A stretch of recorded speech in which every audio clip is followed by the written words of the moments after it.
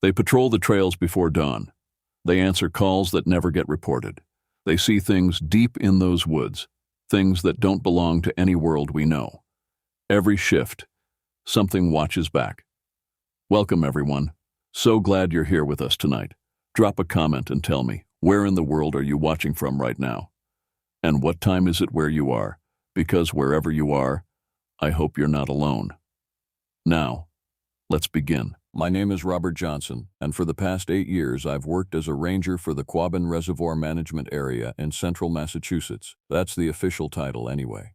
What I actually do is patrol 412 square miles of wilderness, manage trails, and keep the ecosystem balanced. Or at least, that's what I did before everything changed in the autumn of 2019. I grew up in these woods. My father was a ranger here before me, and his father before him.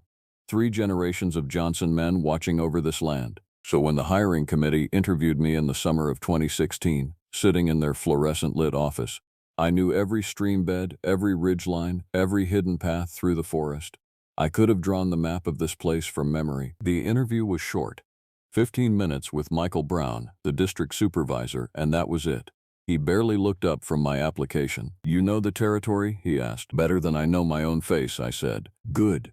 We need someone for the night shift. Most rangers hate it. You want it?" I said yes.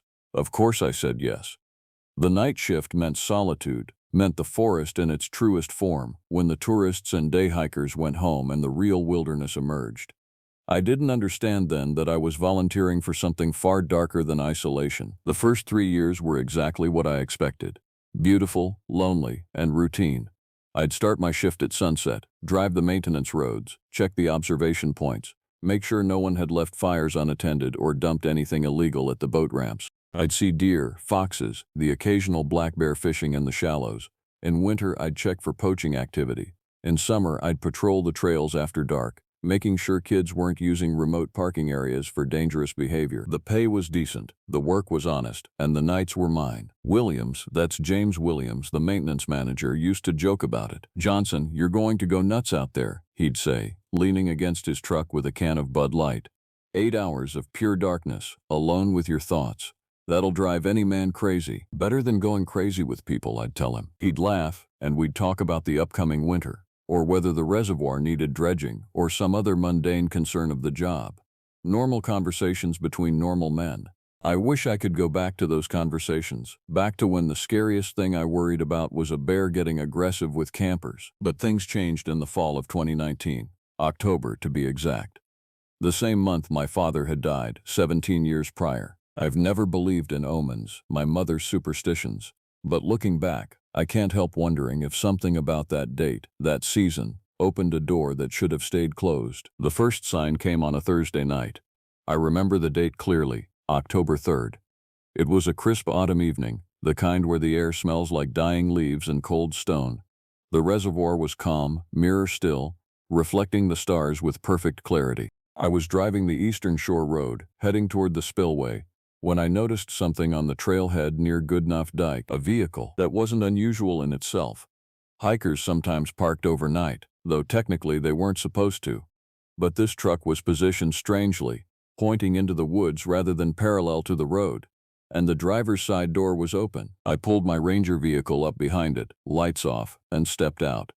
The October night was absolutely silent. No crickets, no wind, no water sounds, just absolute dead silence. The kind that makes you aware of your own breathing. The truck was a Ford F-150, dark red, maybe early 2000s.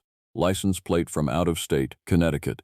Inside I could see the interior light was off, but the dome showed the seat was empty.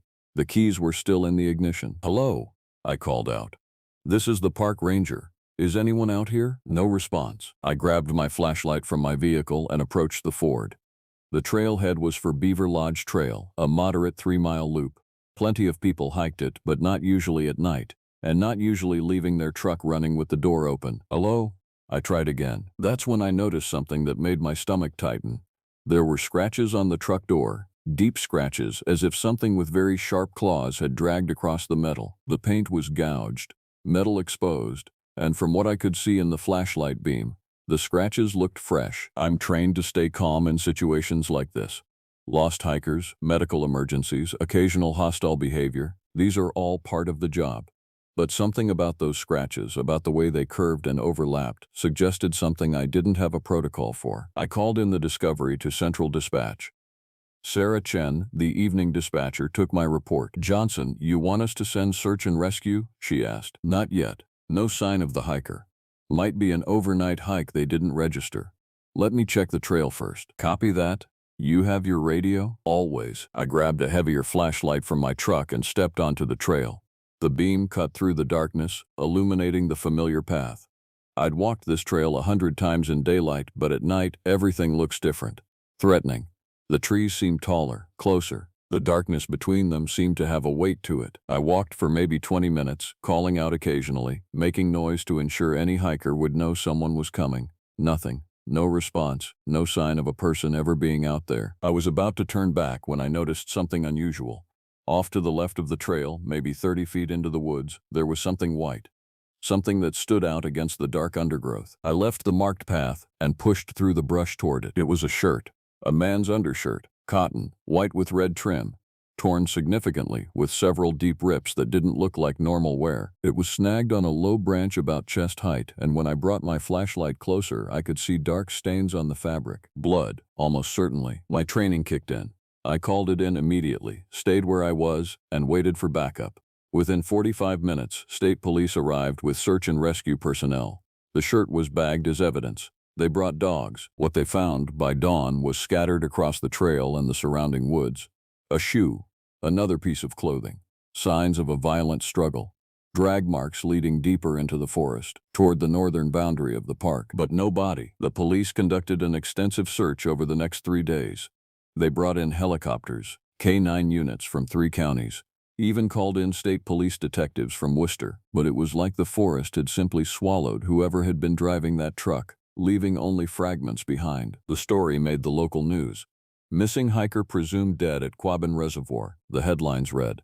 The man's name was David Harris, a 34-year-old from Hartford, Connecticut. He was last seen at his workplace on October 1st. His truck was found October 3rd. He was never seen again. The case went cold. Police concluded a bear attack was unlikely, too organized, too strategic. Some suggested he'd simply gotten lost and fallen, though the lack of a body seemed to contradict that. Others whispered about serial killers, about the remote forests of New England being hunting grounds for evil that went undetected in the vast darkness. I knew better. I'd seen those scratches on the truck. I'd felt the wrongness of that silence in the woods. Something had happened out there that didn't fit into any official report or newspaper article, and I was about to find out exactly what. That very night, the night David Harris was officially declared missing, I returned to my regular shift. Michael Brown had offered to have me take a few days off, but I refused.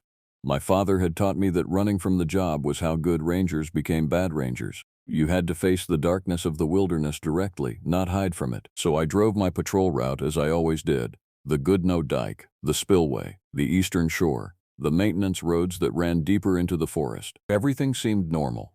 Perhaps too normal. Around 2 a.m., I was parked at one of the observation points just north of Shattuck Pond, when I saw something move along the tree line about 100 yards away. It was large, and the way it moved was all wrong. Not like a bear, which moves with a distinctive loping gait, not like a deer, which bounds.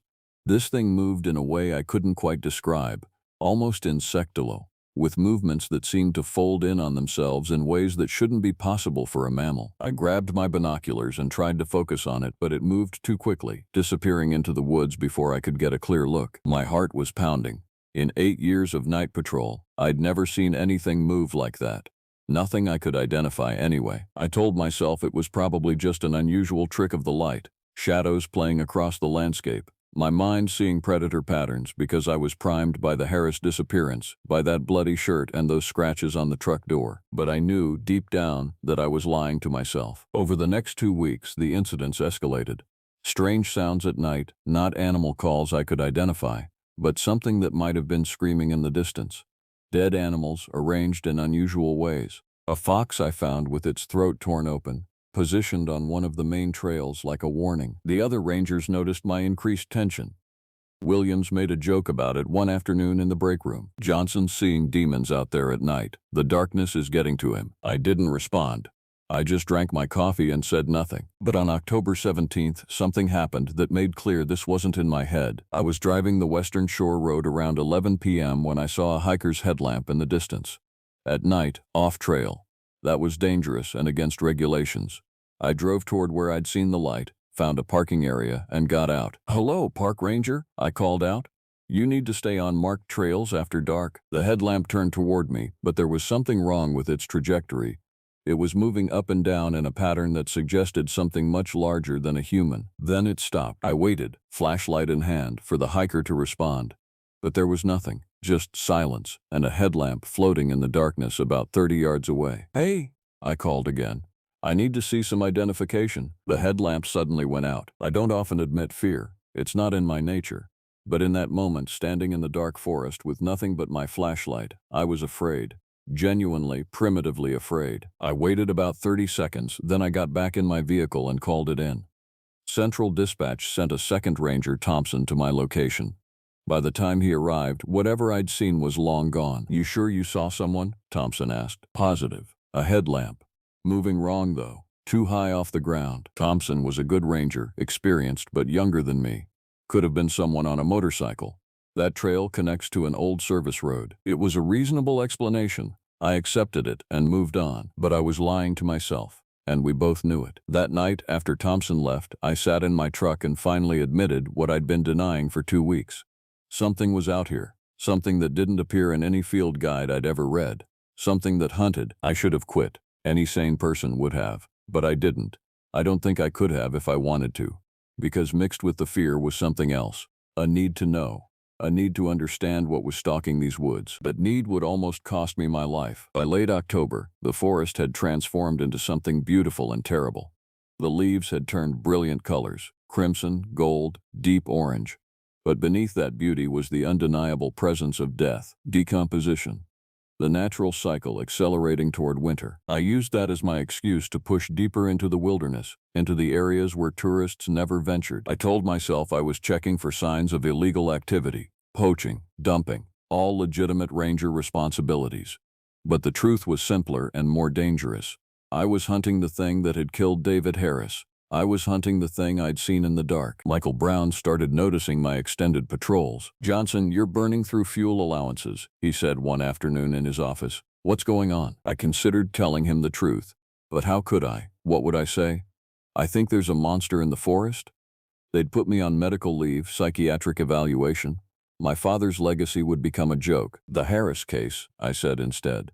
"I feel like I missed something. I want to make sure." Michael nodded slowly. "The police have moved on. You should too." "Just another few weeks," I said. He didn't argue further. Michael is a good supervisor, the kind who trusts his rangers to do their job. That trust, I would later realize, was a gift I didn't fully appreciate until it was almost too late. I increased my night patrols into the areas near where Harris had gone missing. Beaver Lodge Trail and the Northern Territories became my obsession. I'd stake out observation points for hours at a time, just listening, waiting. And then, on October 24th, I found a pattern. I was reviewing the sighting reports I'd been filing, and I'd been keeping detailed records, dates, times, locations, when I realized something. All the sightings clustered around specific areas. The western shore near Chautauqua Pond, the northern trails beyond Beaver Lodge, and a particular stretch of old-growth forest that sat on the eastern boundary, an area locals called the Black Pines because of the dense, dark density of the trees. But there was one location where multiple strange incidents had occurred, an abandoned ranger station from the 1950s called Harmon Camp, about 2 miles deep into the forest from the northeastern entrance. The station had been decommissioned in 1978 when a new ranger facility was built closer to the main park entrance. It still stood, though. Every few years, the department did basic maintenance to prevent it from collapsing. It sat empty, unused, except for the occasional ranger who needed shelter during extended patrols. I'd been to Harmon Camp dozens of times over my career, but I'd never been there at night. October 25th was a clear night, the moon nearly full, which meant I'd have decent visibility without relying entirely on flashlights. I packed my truck with supplies, food, water, a sleeping bag, and my service revolver, which I'd qualified with annually but never actually expected to use. I left a note on my ranger station desk saying I'd be doing an extended perimeter check.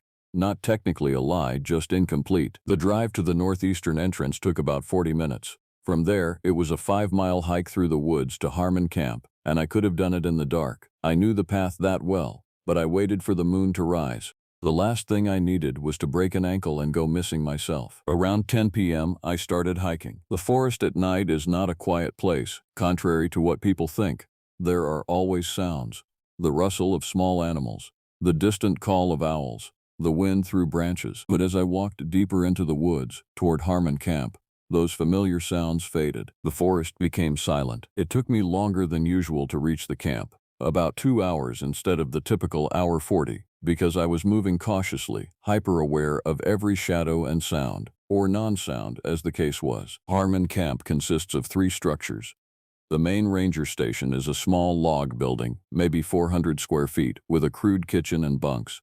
Behind it is a storage shed for equipment, and about 50 yards into the woods is an old outhouse, long since abandoned. The camp sits in a small clearing, maybe an acre, completely surrounded by the black pines forest.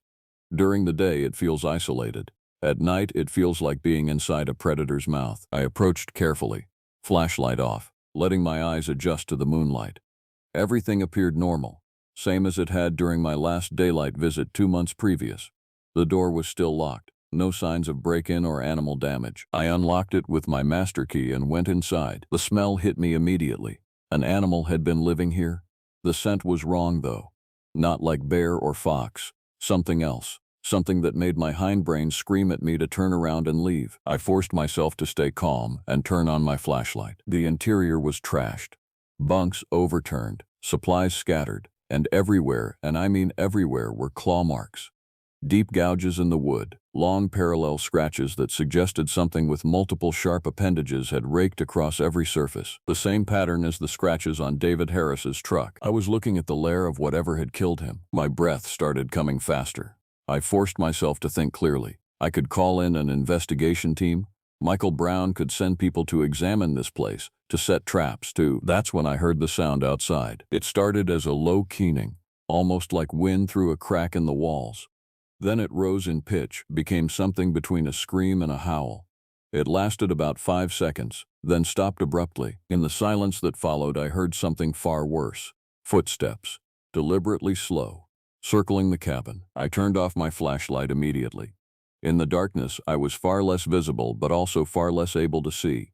I moved toward the corner of the cabin, away from the windows, and drew my service revolver. The footsteps continued their circuit. They were heavy. Something large, probably 300 pounds or more, I estimated. The gait was wrong, though. Not quite an animal, not quite human. The rhythm was broken, as if the thing wasn't bipedal, but wasn't quite quadrupedal either. The footsteps came to the door. I raised my revolver with both hands, aiming at the doorway, trying to control my breathing. The pounding in my chest felt loud enough that whatever was outside must surely hear it. The door didn't have a deadbolt beyond my initial lock. Just a simple keyed lock on the handle and the mechanism I'd opened it with. It wouldn't keep out anything determined. The door handle began to turn. I fired 3 shots into the door frame, through the window. In the small space of the cabin, the sound was deafening. My ears rang.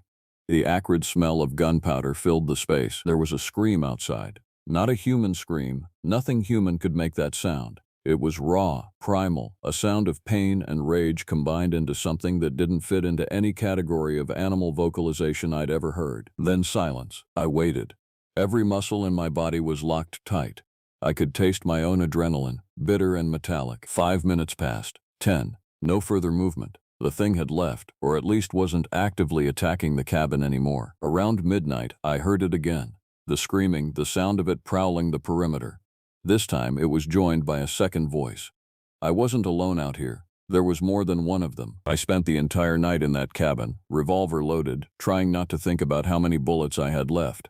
I'd fired 3 rounds at the creature. I had 13 remaining in my cylinder and 2 extra magazines on my belt. 38 rounds total. If these things decided to breach the cabin, 38 bullets might not be enough. But they didn't. Around 4 a.m., the sounds stopped. The creatures, I could now hear there were at least 2, possibly 3, moved away from the camp and faded into the deeper forest. I didn't sleep. I waited for dawn in the darkness, listening to the sound of my own heartbeat and the occasional call of a bird responding to the approaching morning. When the sun finally rose, around 6:30 a.m., I unlocked the cabin door and stepped outside. The clearing was empty. There were tracks in the soft ground, though, marks of something with a broader foot than a bear, with claw impressions that seemed to come and go as if the creature could retract and extend them at will. The tracks led into the Black Pines forest and simply ended as if the creature had taken flight. I took photos with my Ranger service camera, trying to remain professional despite my hands shaking so badly I could barely keep the camera steady. I documented the cabin damage, the scratches, everything. Then I drove back to park headquarters. Michael Brown took one look at my face and knew something was badly wrong. "Johnson, you look like you've been through hell." I sat down in his office and told him everything. The sightings, the pattern, finding Harmon Camp destroyed, the things I'd encountered in the night. When I finished, Michael was quiet for a long time. Then he said, "We need to call the state police." "And tell them what?" "That I saw a monster and fired at it in the dark." "You fired your service weapon?" "In self-defense against an unknown intruder." "That's justified." Michael rubbed his face. Okay. I'm going to call the police. And I'm also going to call Dr. James Williams." Williams was the Forest Service's regional medical director. Putting me in touch with a doctor wasn't necessarily an insult. Rangers dealt with injuries, illnesses, and trauma.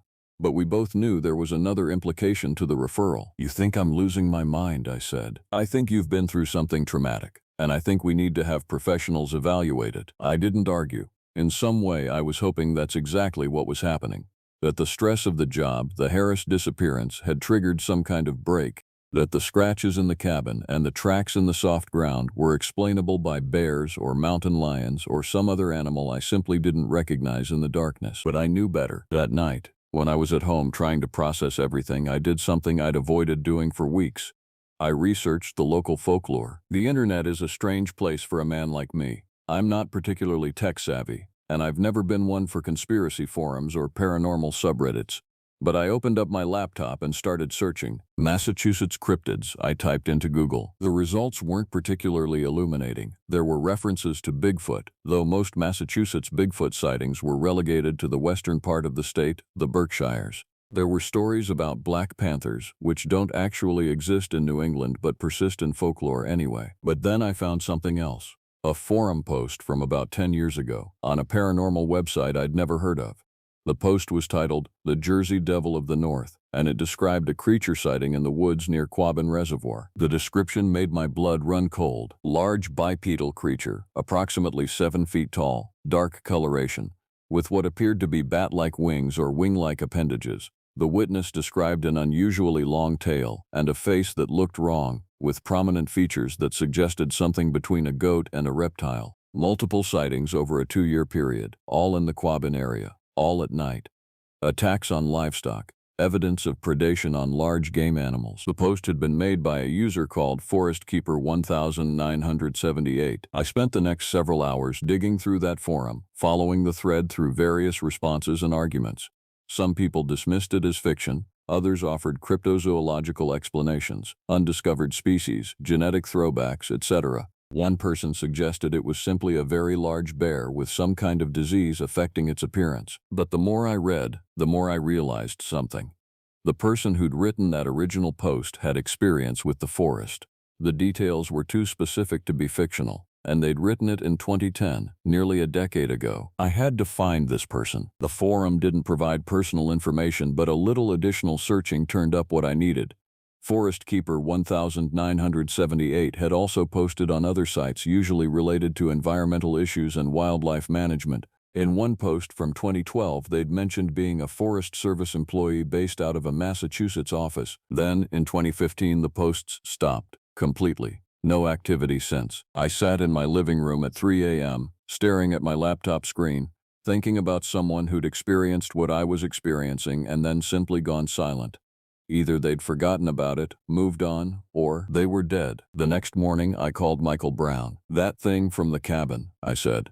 "Have the police found anything?" "They swept the area, found some tracks, inconclusive. They're having a wildlife specialist examine photos."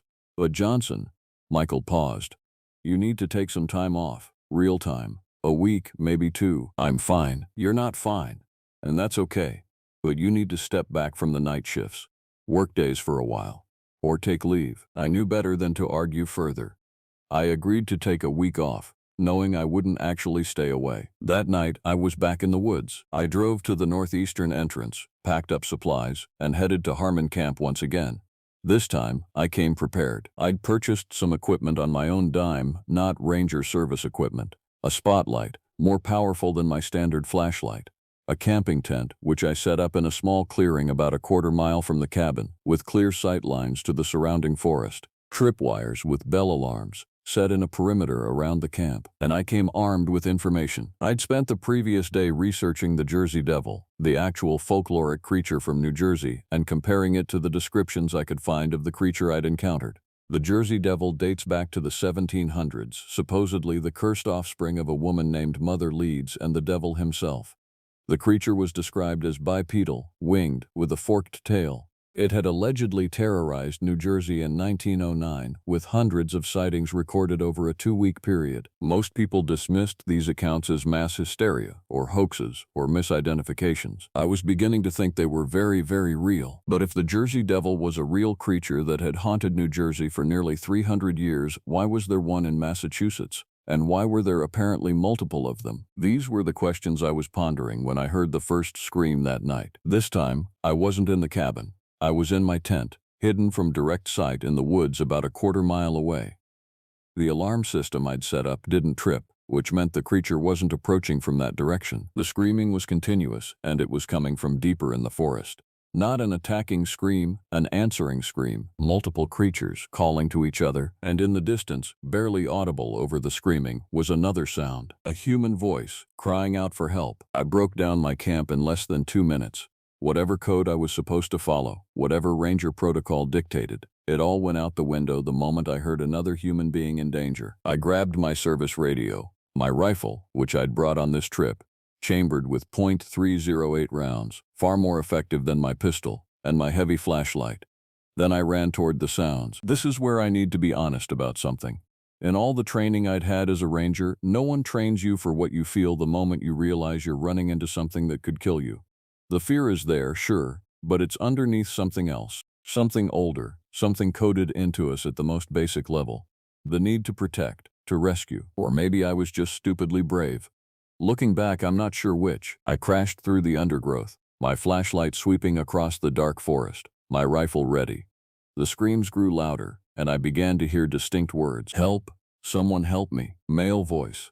Panicked. I was already moving toward him. The trees thinned as I ran, and suddenly I burst into a clearing I didn't recognize. And there, illuminated by my flashlight, I saw him. He was a man, middle-aged, maybe in his 50s, with gray hair and what remained of a business-casual outfit that was torn and bloody.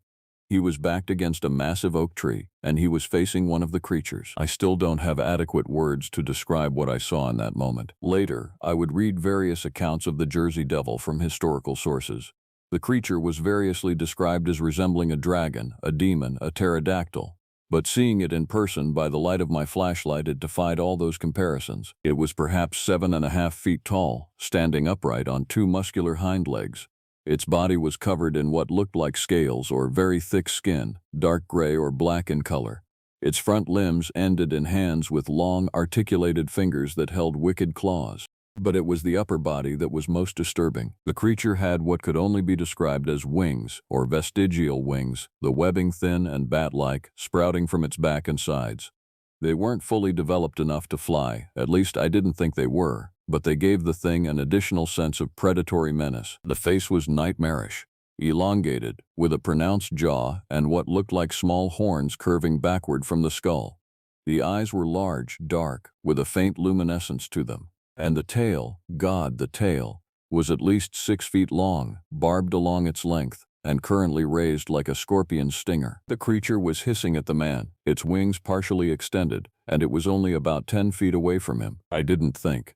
I raised my rifle and fired. The shot hit the creature in the shoulder, and it shrieked, that same unearthly sound I'd heard before but now at close range, and it cut through the clearing like a physical force. The creature spun toward me, and I got a clear look at those luminescent eyes, full of an intelligence I found more terrifying than simple animal fury. "Run!" I shouted at the man. "Get to my truck." I fired again.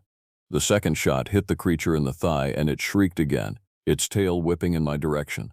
I ran sideways, putting distance between myself and the creature, buying the man a chance to escape. The creature looked between me and the fleeing man, and I could see the calculation in its eyes. Then, with a movement too fast for something its size, it lunged toward me. I've fired my rifle at targets, and I've field-dressed game after successful hunts. But I'd never fired at something that was actively trying to kill me while moving at full speed.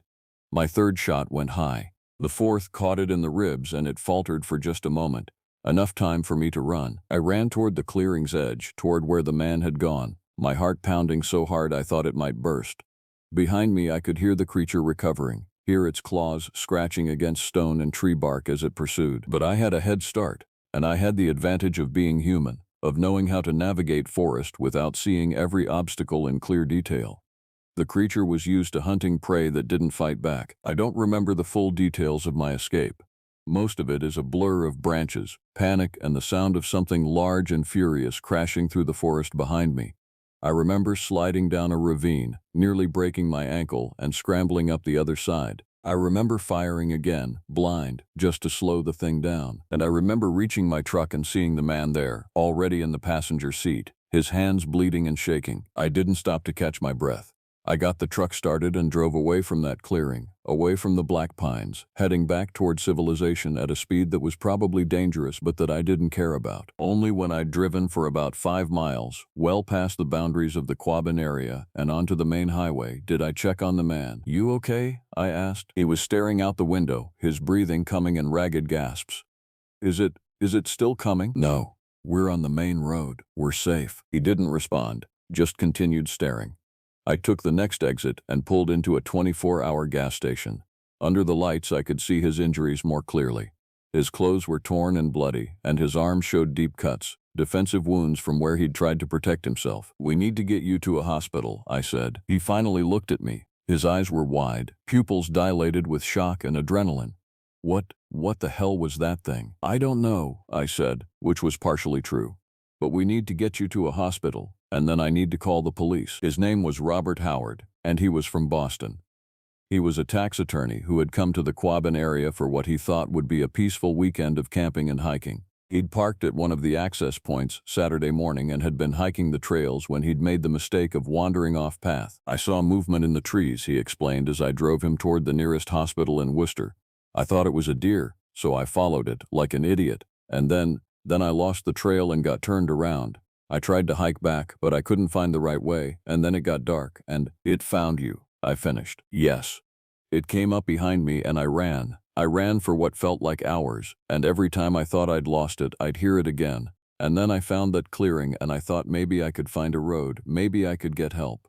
But it cornered me at that tree and it was going to..." He trailed off, unable or unwilling to finish the sentence. At the hospital, I gave a statement to the Worcester police about what I'd seen. I told them about the creature, about the attacks, about everything, and I could see in their eyes exactly what I'd anticipated. They thought I was insane. The investigating detective, a woman named Sarah Morrison, was polite about it, but the implication was clear. "So you're saying there's a large unknown animal loose in the Quabbin area? Some kind of unidentified species?" "Yes," I said. "And it attacks people?" "Yes." "Has it attacked anyone before?" I told her about David Harris. "And you believe this creature killed the missing hiker?" "I'm certain of it." Detective Morrison made notes, but I could see the skepticism in her expression. However, Robert Howard's injuries were real, and his story corroborated mine. So even if she didn't believe in my monster, she had to acknowledge that something had attacked a man in the Quabbin forest, and that something needed to be investigated. What I didn't tell the police was the truth about why I'd been out there. That I'd been hunting the creature. That I'd come armed and prepared for combat. There was no way that conversation would have ended well for me. The police conducted a search of the area where I'd encountered the creature. They found some blood, some hair samples, and they bagged up evidence, but they didn't find the creature itself. It had long since retreated into the deep forest. Michael Brown called me at home 2 days later. "Johnson, the police want to know why you were in the forest at night conducting some kind of stakeout, off your regular patrol pattern." "I was investigating the Harris case on my own time, without informing your supervisor." "That's a problem.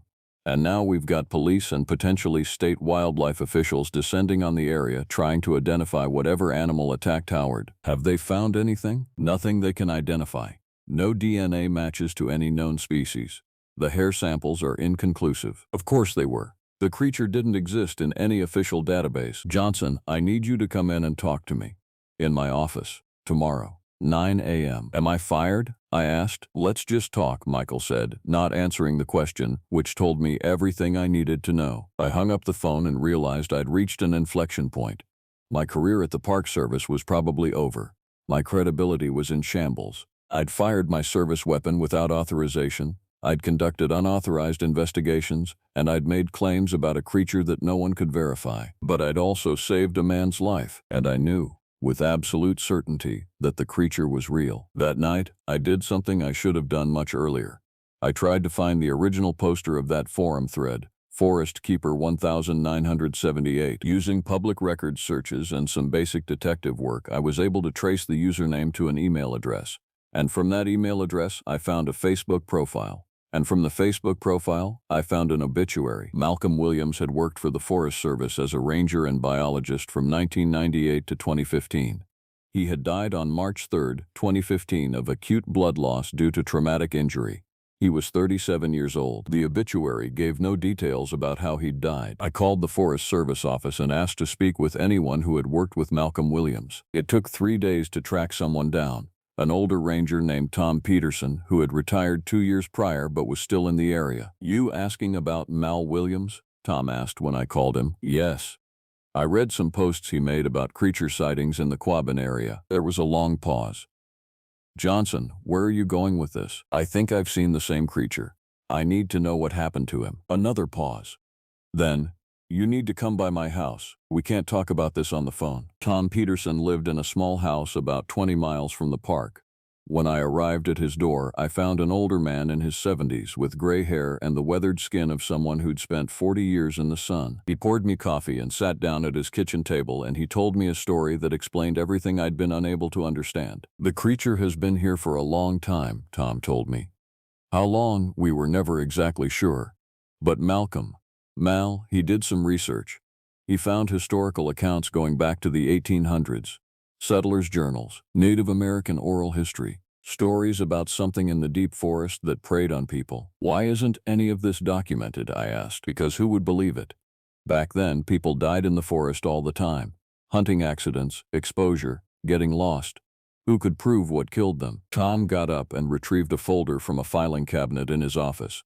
Inside were photocopies of historical documents and Mal's personal research notes. In the 1950s, Tom continued, there was a ranger named James Pritchard. He was similar to you, experienced, competent, trusted by his supervisors, but he started reporting strange occurrences in the forest. Dead animals arranged in unusual patterns, tracks of something unknown, missing hikers. What happened to him? I asked, though I think I already knew. He disappeared in 1954. Official reports said he'd gotten drunk one night and driven his truck off a cliff. Tragic accident. But Mal found some people who knew Pritchard. They said he was meticulous, careful, the last person who would have been reckless with a vehicle. I looked through Mal's notes. They were detailed, scientific. The work of someone trying to understand a phenomenon that defied conventional explanation. Mal became obsessed, Tom continued. He started doing his own research, setting up observation posts like you did. He photographed things, evidence of the creature's presence. He documented patterns in the attacks and disappearances. And that got him killed, I said. Tom nodded slowly. In March of 2015, Mal went into the forest for an extended observation mission. He was supposed to be back in 3 days. When he didn't show up, we organized a search. We found him 4 days later. What did you find? Parts of him. His right arm and leg. His rifle. Blood scattered across a clearing about 3 miles from where you had your encounter. Tom was quiet for a moment, remembering. It was the worst thing I'd ever seen. And when we called in the state police, they did what police always do. They investigated, they took evidence, and they tried to explain what had happened. The official cause of death was listed as animal attack by an unknown large predator. Then they brought in wildlife experts, and the experts said it was impossible. No large predator in Massachusetts could do that kind of damage. So they closed the investigation. They did, listed it as inconclusive. And Mal's research disappeared. His notes, his photographs, all of it. I always assumed the Park Service confiscated it. Easier to pretend the problem doesn't exist than to acknowledge something inexplicable is killing people. I showed Tom the photographs I'd taken at Harmon Camp, the tracks I'd documented. This is the same pattern, he said, looking at the images. The claw marks, the size. This is the same thing that killed Mal. Is there just one creature? I asked, or more than one? We never knew. But based on what I observed, and based on what Mal documented, I think there's a breeding population. At least 2 or 3, maybe more. They've been here for a very long time and they've learned to hunt carefully, never taking too many people, staying away from the main park areas, living in the deep forest where they're unlikely to be discovered. Until someone goes looking for them, I said. Yes. Until someone like you, or like Mal, goes looking. I left Tom's house with a folder full of copies of Mal's research, and I made a decision that would change everything. I was going to hunt the creature. Not for the Park Service, not for the police, not for official reasons. I was going to hunt it to end this, to prevent more deaths, to finish what Mal had started. But first, I needed to understand my enemy. Over the next 2 weeks, I spent my suspension from the Park Service reading through Mal's research. He'd been systematic, rigorous, and brilliant. He'd identified at least 2 separate creatures based on track patterns and sighting locations. He'd documented hunting patterns, behavioral traits, and habitat preferences. The creatures, he'd theorized, were nocturnal hunters. They preferred areas of dense forest with multiple water sources. They hunted large prey, deer, wild boar, occasionally livestock from nearby farms. And they seemed to hunt humans only when humans wandered into their territory and triggered some kind of predatory response. Mal's last notes, dated February 2015, suggested he'd been preparing for a final expedition. He'd written about a lair he suspected near the southern boundary of the Black Pines Forest. He had coordinates marked on a map. That was where Mal had died. I studied those coordinates obsessively. I overlaid them on my own ranger maps. I tried to understand what would have drawn him there and what had happened when he arrived, and I made a decision. In 3 days, when my suspension period ended, I was going to go back to work, and I was going to use my position and access to finish what Mal had started. On November 8th, I returned to Quabbin. Michael Brown had decided not to fire me, officially because my suspension was a gesture of goodwill while the police investigation concluded, but really because letting me go would have raised too many questions about why I was really being removed. He met with me in his office. "You're back," he said. "How are you feeling?" "Ready to work," I said. "The police are still investigating the Howard attack. They've brought in wildlife specialists. They still haven't identified what attacked him, but they're leaning towards some kind of large bear with unusual coloring or markings." "A bear," I repeated. "A very large, very unusual bear. The kind of thing that might look strange in the dark, might be misidentified as something else." I understood what Michael was doing. He was giving me an exit, an explanation that would allow both of us to move on, to treat this as a bizarre incident that could be rationalized away. "Sounds reasonable," I said. "I'm going to put you back on day shifts for a while," Michael continued. "Get you back into a normal routine. When you're ready, we can discuss night shifts again." I didn't argue. I just accepted the schedule and went back to my routine. But at night, off the clock, I prepared. I purchased additional ammunition. I acquired a longer-range rifle, a .338 Lapua Magnum, a serious weapon meant for large game hunting at distance. I created detailed plans based on Mal's coordinates, studying satellite imagery and topographic maps, and I began gathering intelligence on both creatures' movements, because I'd realized something crucial. The creatures were vulnerable when they came to hunt, when they were focused on prey, when their attention was divided. That was when I could take them down. On November 15th, I took a personal day and hiked to the coordinates Mal had marked on his map. The lair was exactly where he'd said it would be. It was a natural cave system, partially concealed by the dense vegetation of the Black Pines. The entrance was about 6 feet tall and twice as wide, and it smelled like something ancient and foul. There was evidence of habitation, bones scattered around the entrance, some fresh, some old. Dead animals, mostly. But mixed in with them were items of human origin: a watch, a wallet, a shoe. These were probably the remains of David Harris, or other victims I didn't even know about. I documented everything with my camera. Then I set up an observation post about 100 yards away, hidden in a blind I constructed from branches and fallen trees. And I waited. The creatures emerged at dusk, 2 of them, moving with that same unsettling gait I'd seen before. They were smaller than the one I'd encountered in the clearing with Robert Howard. Juveniles, I suspected, but still deadly. They moved through the forest with purpose, hunting. I tracked their movements, taking notes, trying to understand their patterns. And then, around midnight, I heard something that made my blood go cold. A human voice, calling for help. Someone, anyone, help me. I immediately broke down my observation post and grabbed my rifle. I moved toward the voice, my heart pounding. In a clearing about half a mile from the lair, I found another victim. A man in his 30s, dressed in expensive outdoor gear that had been torn and muddied. He was trapped against a massive boulder, and one of the creatures was closing in on him. Without thinking, I raised my rifle and took the shot. The bullet hit the creature in the back, and it shrieked that terrible shriek and spun toward me. The man took his chance and ran, crashing through the undergrowth in a panic. I fired again, but the creature dodged, and my second shot went wide. What happened next happened very fast. The creature charged me, covering the distance between us in seconds. I had time for one more shot, and I made it count. The bullet caught the creature in the chest, and it faltered, but not enough. It was on me before I could reload, and I went down hard, the rifle knocked from my hands. Those claws raked across my shoulder and back, tearing through my jacket and into flesh.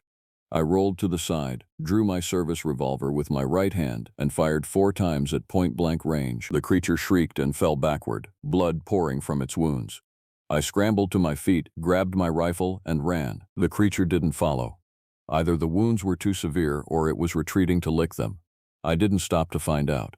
I ran until I found the man, who'd thankfully not run too far, and we made our way back to my truck. His name was Michael Johnson, a trail guide from Vermont who had gotten turned around while hiking. By the time I got him to the hospital, he was going into shock from blood loss. The doctor said if I'd been 30 minutes later, he would have died. Once again, I'd been forced to confront the creature directly, and once again, I'd survived. But my injuries were serious. The creature's claws had gone deep, and I had 4 deep gashes across my back and shoulders. The doctors wanted to keep me overnight, to run tests and make sure nothing was severely damaged. Michael Brown picked me up from the hospital in the morning. He took one look at me and said, "You're on medical leave, effective immediately, and you're going to see a therapist." This time, I didn't argue, because Michael was right. I was past the point of being able to hide what was happening. My injuries would raise questions. The second victim would raise questions. And unless I could come up with some explanation that made sense, I was going to be permanently removed from my job. But I had a plan. I had photographs of the creature. I had Mal's research. I had multiple witness accounts. And I had a location, the lair where the creature sheltered. It was time to take this public. My enforced medical leave lasted 2 weeks. During that time, I compiled everything. All my photographs, all of Mal's research, my own notes, witness accounts, everything, into a comprehensive dossier. Then I did something I'd been reluctant to do.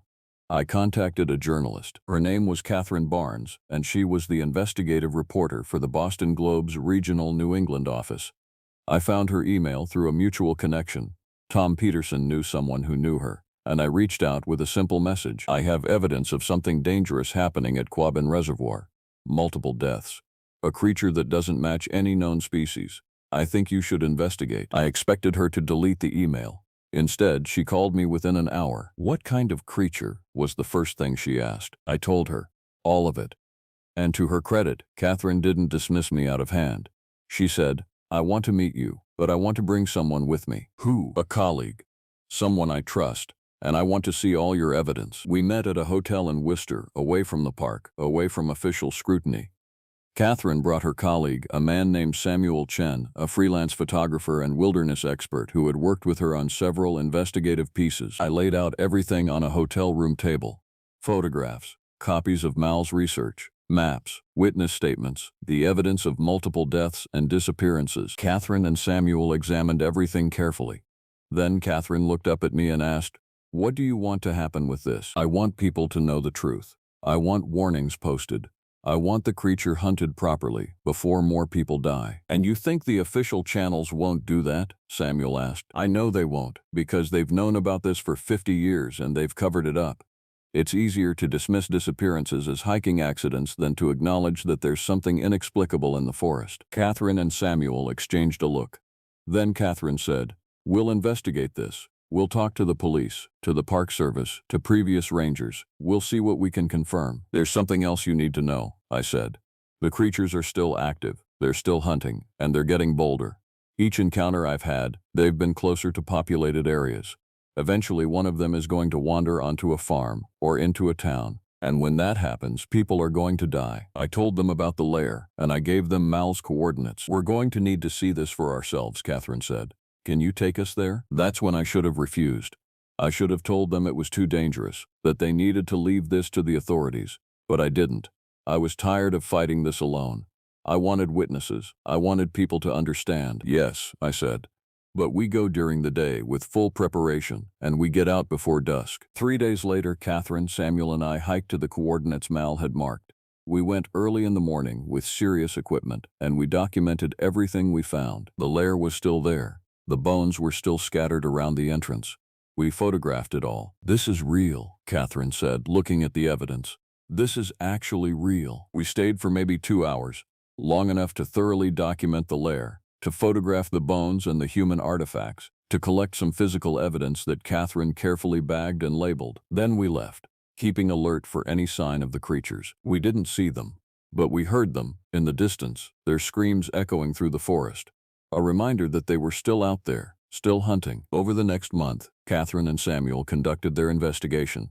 They interviewed Michael Brown, who initially refused to talk but eventually, under pressure, acknowledged that yes, there had been unusual animal activity in the park. They talked to police detectives who admitted the attack on Robert Howard and the attack on Michael Johnson were unusual for any known animal in New England. They tracked down some of Mal's family members who were willing to talk about his death and his research, and they found other cases.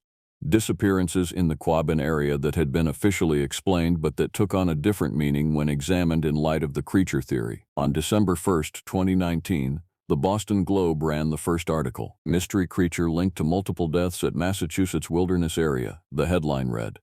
The article presented the evidence carefully, responsibly. It didn't make wild claims. It simply presented the facts: multiple disappearances, unusual injuries, eyewitness accounts, and photographic evidence of an unidentified large predator. The story was picked up by the Associated Press, then by national news outlets.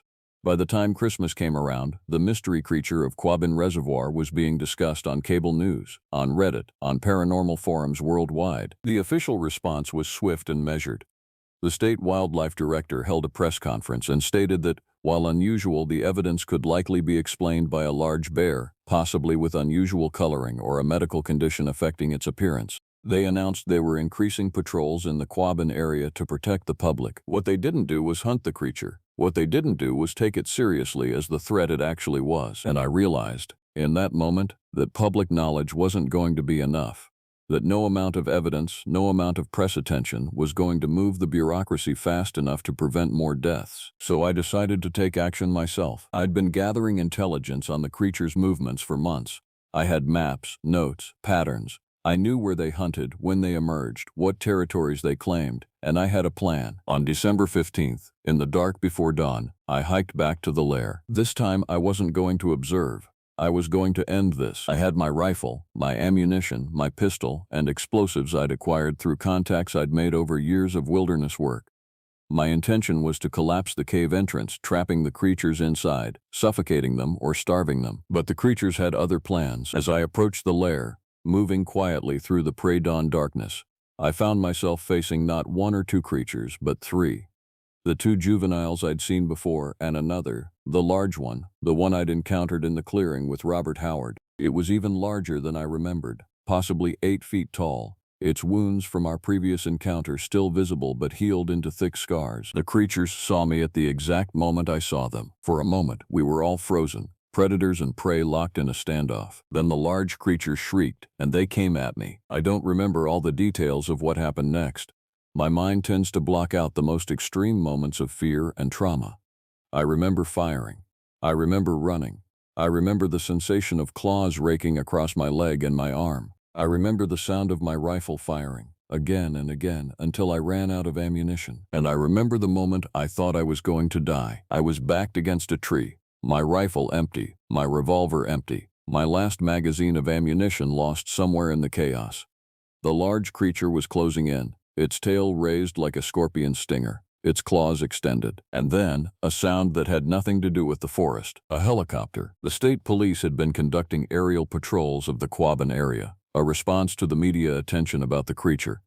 The pilot saw the disturbance on the ground, the movement, the damaged vegetation, and radioed in to send officers to investigate. The creatures, apparently disturbed by the helicopter and the noise, scattered into the forest. The large one gave me one last look, those luminescent eyes meeting mine, and I swear I saw something in that gaze. Intelligence, recognition, maybe even understanding. Then it ran, disappearing into the black pines, followed by the juveniles. Minutes later, state police officers arrived. They found me bleeding, barely conscious, sitting at the base of a tree. "Jesus," one of them said. "What the hell happened to you?" I told them the creatures had attacked, that I'd come out here to try to end the problem myself, that I'd thought I could handle it. They got me to a hospital. This time my injuries were even more serious. The creature's claws had gone deep, requiring 27 stitches to close the wounds. I'd lost a significant amount of blood. I was in the hospital for 3 days. The police investigation that followed was perfunctory. My story was, by that point, backed up by too much public evidence for them to dismiss. The officers who rescued me filed reports.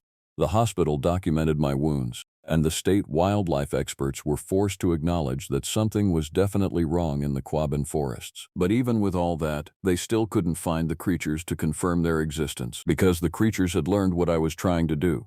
They had retreated deeper into the forest, away from the patrols, away from the helicopters, away from human interference, and they were waiting. After my final encounter with the creatures, I was basically done with the Park Service.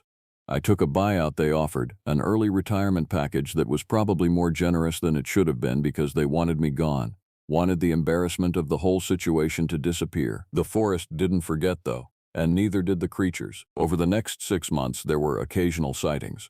A trail camera near the eastern entrance captured something large moving through the woods.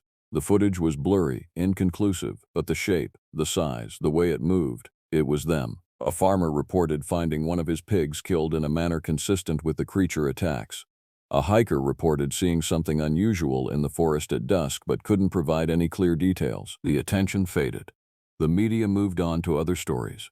The Park Service increased patrols for a while, then reduced them when nothing else happened. Life went back to normal, or at least appeared to. But I never stopped investigating.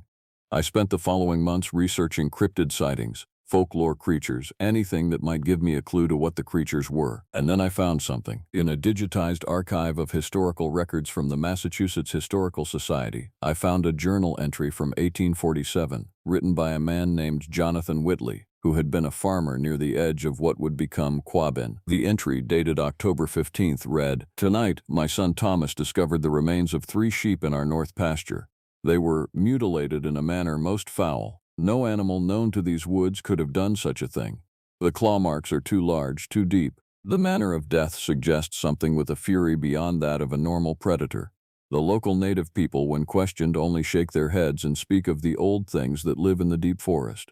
They refuse to elaborate, but their fear is genuine. I fear for my family. I fear for what lives in those woods." I found other entries, scattered through different journals and historical records, all describing similar incidents.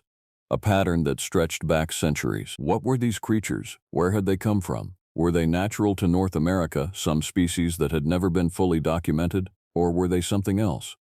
Something that didn't fit into the categories of known zoology. I found a historical reference to something called the Whip-Poor-Will monster that had allegedly terrorized Connecticut in the 1840s, matching some descriptions of the Jersey Devil. And I found references, scattered through folklore and cryptozoology sites, to similar creatures reported in the forests of Maine, New Hampshire, and Vermont. Were these all the same species? Were there multiple populations of this creature spread across the New England region? I came across an article, written by an academic named Dr. Marcus Bellamy, a folklore professor at Harvard, who had written about the Jersey Devil in 1912.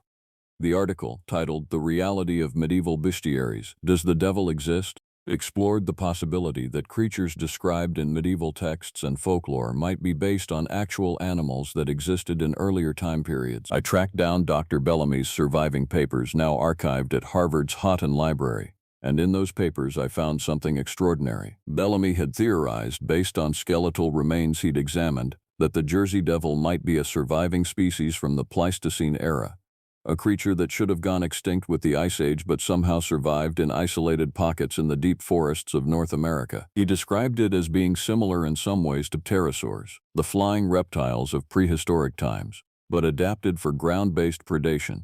He theorized they were intelligent, capable of learning and adapting, and he suggested they had an almost supernatural ability to avoid detection. Bellamy's conclusions had been mocked by his contemporaries, and his theories had largely been forgotten. But reading his work, I realized that he might have been onto something. What if the creatures at Quabbin were descendants of something from humanity's deep past?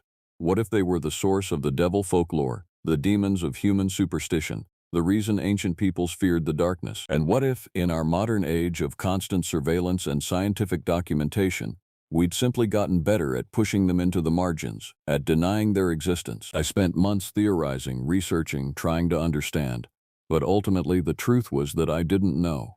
What I knew was that the creatures were real, that they were dangerous, and that they were still out there, living in the deep forest, hunting, and I had a responsibility to make sure the world didn't forget about them. In the months following my retirement, I gave several interviews to journalists and cryptozoologists. I spoke at a conference on cryptid research. I published my own detailed account of the sightings and encounters online, on a website I created specifically for that purpose. Some people took it seriously, most didn't. But the information was out there now. If someone wanted to investigate the creatures further, they had the information to do so. As for me, I gradually retreated from the public eye.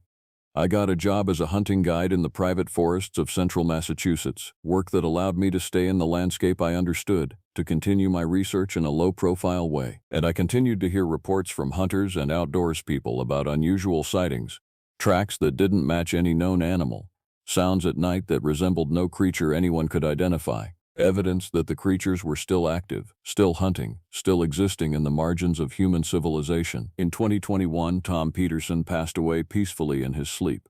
Before he died, he gave me Mal's complete original research, the notes I'd only ever seen copies of.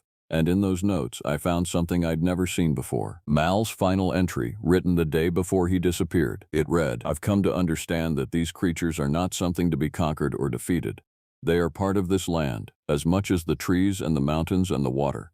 They were here before us, and they will be here after us. Our role is not to destroy them, but to understand them, to live alongside them, to respect their existence, even as we protect ourselves from their predatory nature. Tomorrow, I'm going deeper into the forest than I've ever been. I'm going to try to communicate with them, to understand them on their own terms. If I succeed, this will revolutionize how we understand the natural world. If I fail, well, then I will have become part of the forest. And I suppose there are worse fates." Those words haunted me, because I realized that in my attempts to kill the creatures, I had missed what Mal had been trying to achieve: understanding, communication, a means of coexistence. But it was too late for that now. Mal was dead, killed by the very creatures he'd tried to understand, and I bore the scars, literal and psychological, of my own attempts at confrontation. All I could do now was bear witness, to keep telling the story, to make sure the truth was known, because the creatures of Quabbin, whether they were surviving Pleistocene predators, or supernatural entities, or something science had never even dreamed of, they deserved to be remembered, to be understood, to be treated as something more than fairy tales and paranormal nonsense. They were real, and they were still out there, in the deep forests of central Massachusetts, in the dark waters of Quabbin Reservoir, in the places humans rarely venture. The old things still hunt, and they always will. I never expected to see the creatures again. After everything that had happened, I'd assumed our encounters were finished.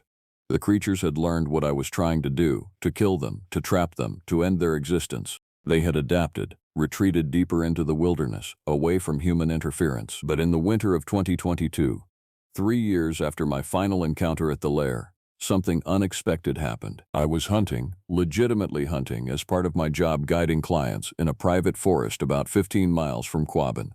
We were stalking a large buck, my client and I, moving through the snow with the practiced silence of experienced hunters. It was mid-December, cold and clear, the kind of winter day that feels like it could go on forever. The buck was beautiful. At least 12 points, probably weighed 200 pounds. We'd been tracking it for hours, following its trail through the snow, waiting for it to bed down so we could get a clear shot. My client, a banker named Henry from Boston, was eager. This was his second hunting trip with me, and he was determined to take a trophy. We were crouched behind a fallen tree watching the buck about 80 yards away when I heard it. A scream. Not human, but something between human and animal. And underneath it, another sound.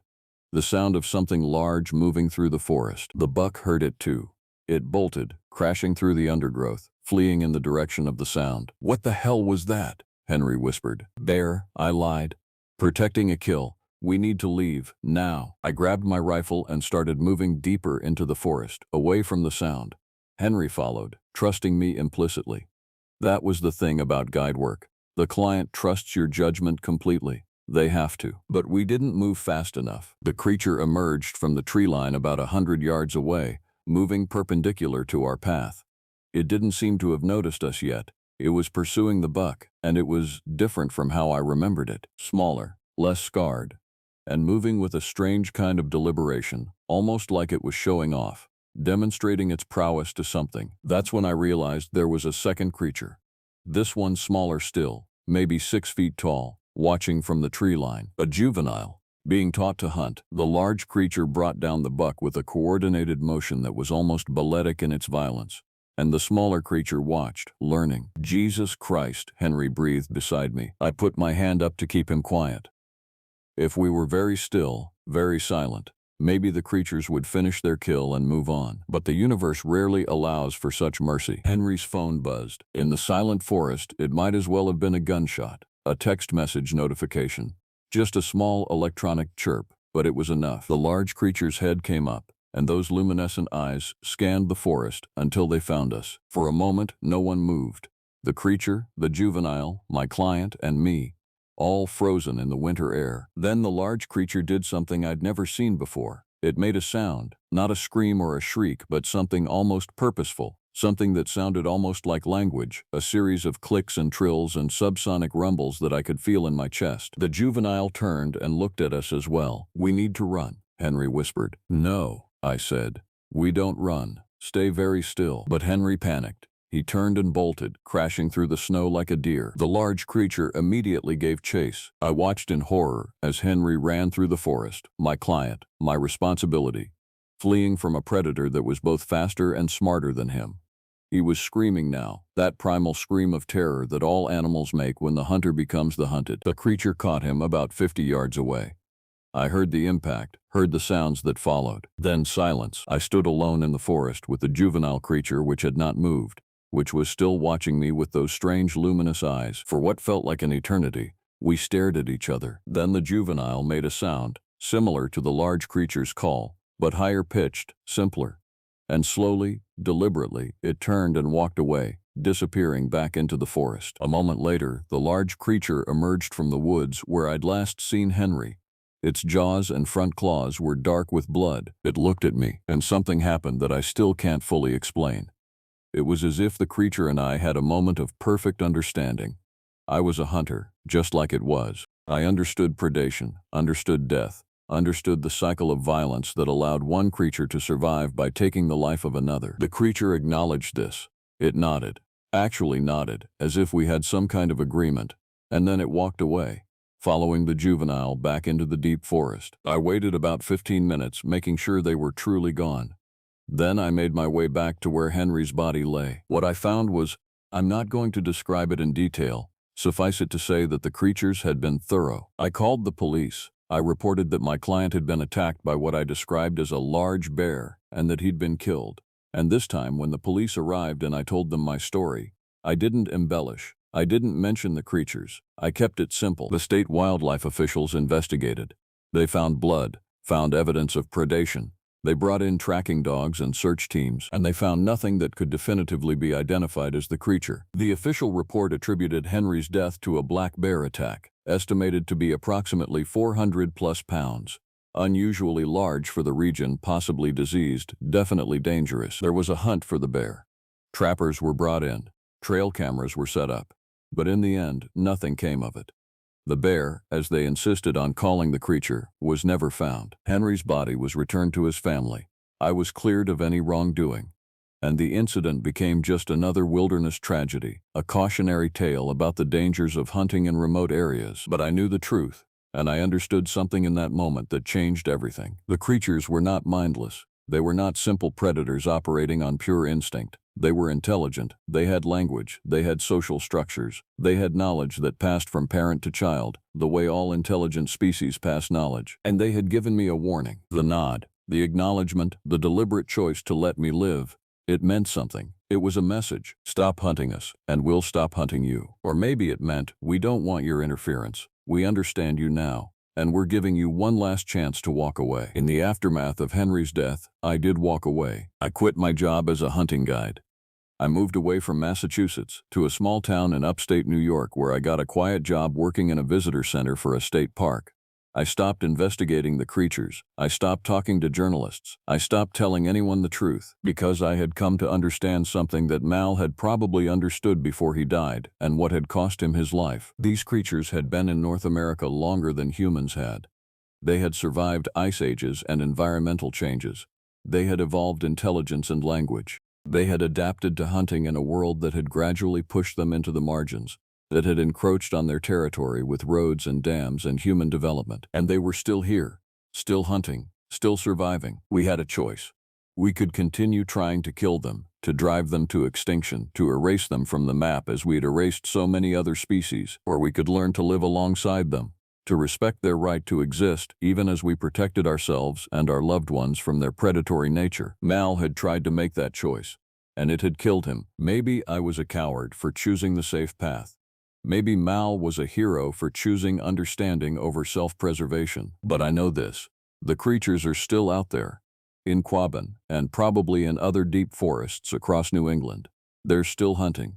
They're still surviving. And unless humanity makes a conscious choice to understand them, to respect them, to truly coexist with them rather than simply trying to kill or deny them, then they will keep killing us. Not out of malice, but out of simple predatory necessity. That's the truth that the official reports won't admit.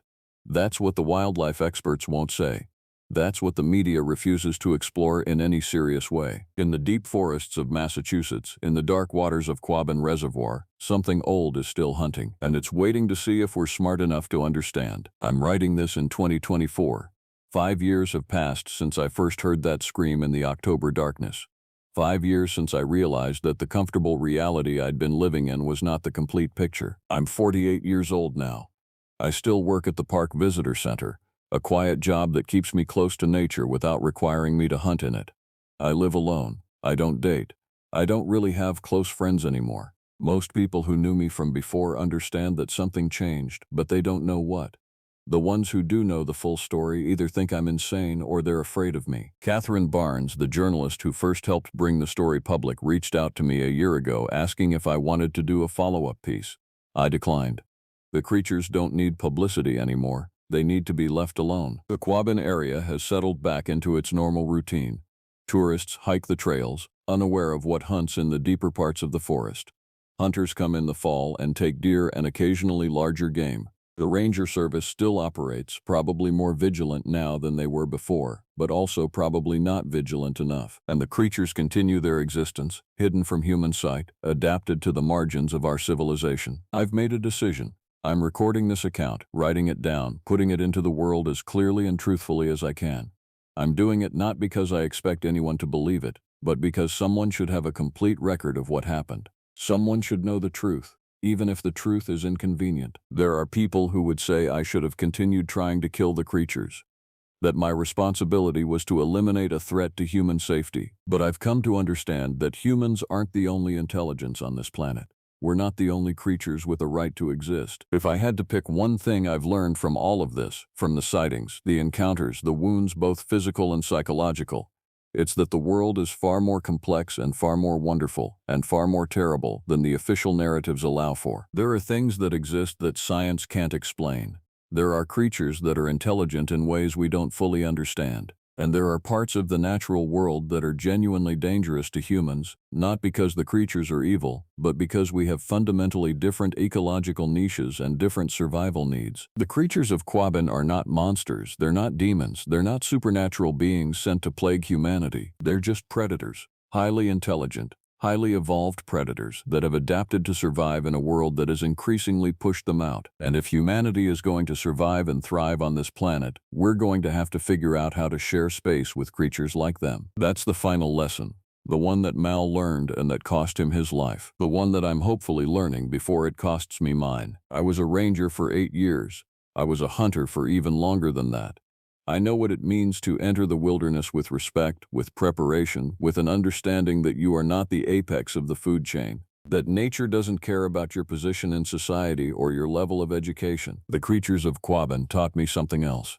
They taught me that intelligence and predation can coexist, that a creature can be beautiful and terrible at the same time, that the world is full of mysteries that we haven't solved, probably not because they're unsolvable, but because we've stopped looking for the answers. I think that maybe that's the most important truth of all. To anyone reading this, the creatures are real, they're out there, and they deserve your respect, even if you never see them, even if you never know they exist. That's all I have to say. That's the entire truth of what I've experienced. That's the story of the Night Watcher.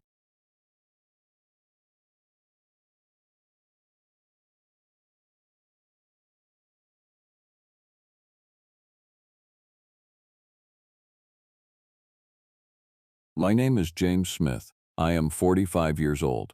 I have worked as a park ranger along the Wateree Trail in South Carolina for 13 consecutive years. When people ask why I chose this profession, I find myself lying. I tell them I love nature, that I cherish the silence, that I prefer being far from the noise of the city. But the truth is far darker than that. The truth is I needed a place to hide, a place away from people, away from memories, away from everything that reminded me of the man I used to be 15 years ago. The park gave me that sanctuary. It gave me purpose, but it did not give me what I was truly searching for: peace. Everything began in June of last year. I'm not sure why I remember the month so precisely, perhaps because June is when summer truly arrives in South Carolina, when the heat and humidity that choke the state become unbearable. I was doing my usual early morning rounds before the visitors arrived. The early patrols are what I love. The absolute silence, only the sound of birds, the smell of wet earth and dense vegetation. The Wateree Trail stretches 40 miles from east to west. No vehicles are permitted, only pedestrians and bicycles. That's what makes it special. That's what sets it apart from other parks.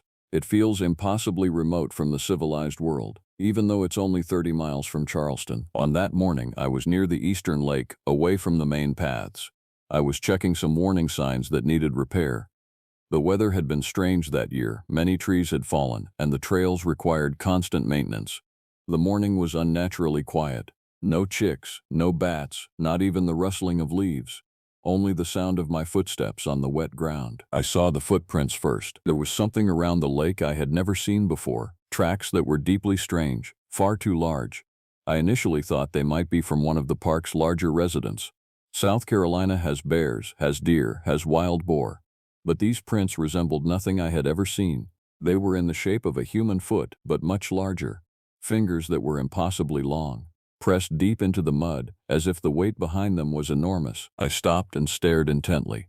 The tracks came from the water, directly from the lake. During 13 years working here, I learned to trust your instincts. I learned that nature speaks if you listen correctly. And now, nature was telling me something was wrong. Something had been here. Something that wanted to be here. I tried to follow the tracks. I headed south along the shoreline, but the tracks disappeared after 20 steps. They simply vanished. As if something had emerged from the water, walked a short distance, then returned directly to the water. I went back to my patrol duties and told no one. I knew how it would sound if I told anyone. Everyone already knew me. The strange man who lives in the park. The man with no family, no friends, spending most of his time alone in the forest. If I started talking about strange things, they would mock me. Or worse, they would try to remove me. But the footprints stayed with me. I couldn't leave them behind. There was another man on the park staff. His name was John Johnson. He had worked with me for 5 years. A good man, hard worker, didn't ask many questions. I thought I could trust him. On Thursday, I took John with me on a special patrol near the eastern lake. I told him I wanted to check the water quality, something routine. But when we reached the spot where I had seen the tracks, I discovered they were gone. Completely. Erased entirely. The ground was pristine, as if something in the night had removed all evidence. John said, "Everything looks normal here." I nodded, feeling a chill run down my spine. I wasn't the only one who had seen something. I wasn't hallucinating. The tracks were real. That night, I sat in the park office, the small building at the entrance to the trail. We had a small office there. A mobile unit from years past. Routine work, checklists, visitor logs. It was around 9 o'clock when I finally had the courage to do what I should have done from the beginning. I opened the computer and started searching. First, I searched for Strange Tracks Lake, Carolina. Nothing useful. Then I tried Unusual Animals, South Carolina. The results showed bears, coyotes, foxes. Nothing about a human-like footprint. But then, while browsing a page about local wildlife, I saw something. A small link on a website for a group of cryptid researchers in South Carolina. I read carefully multiple reports throughout the 20th century of a strange creature in the PD area. Witnesses describe it as humanoid, covered in green and brown scales. The being is said to have sharp teeth and long fingers with claws. The creature is known locally as the lizard man. I sat there and read everything. Reports dating back to the 1950s. A story of a man who saw something near the river in 1967. A woman who witnessed an attack on her livestock in 1989. A boy who disappeared near the lake in 2001. Disappeared near the lake. I closed the computer and sat in the darkness. My heart was racing uncontrollably. I told myself it was all nonsense. Local folklore. Stories people tell themselves to feel scared. But in my heart, I knew the truth. I knew that what I had seen was very real. When I left the park that night, I drove through the dark path watching the trees on either side. The darkness was complete. My job required me to be here at all hours. There was a small residential area near the park, several houses belonging to park staff and guards. I lived alone in a small house with 3 bedrooms. I didn't need them. I needed only one room, food and silence. That night, I couldn't sleep. I sat in the living room with every light on, reading about the lizard man until dawn. Stories from the internet, strange forums, accounts from people who claim to have encountered it. One account said it primarily emerged at night, that it loved ponds, rivers, and lakes. Other accounts said it avoided humans but would attack if it felt threatened. Still others said it was intelligent, very intelligent, that it understood its environment, that it knew how to hunt and hide and survive. Before sunrise, I made a decision. I would stay in the park.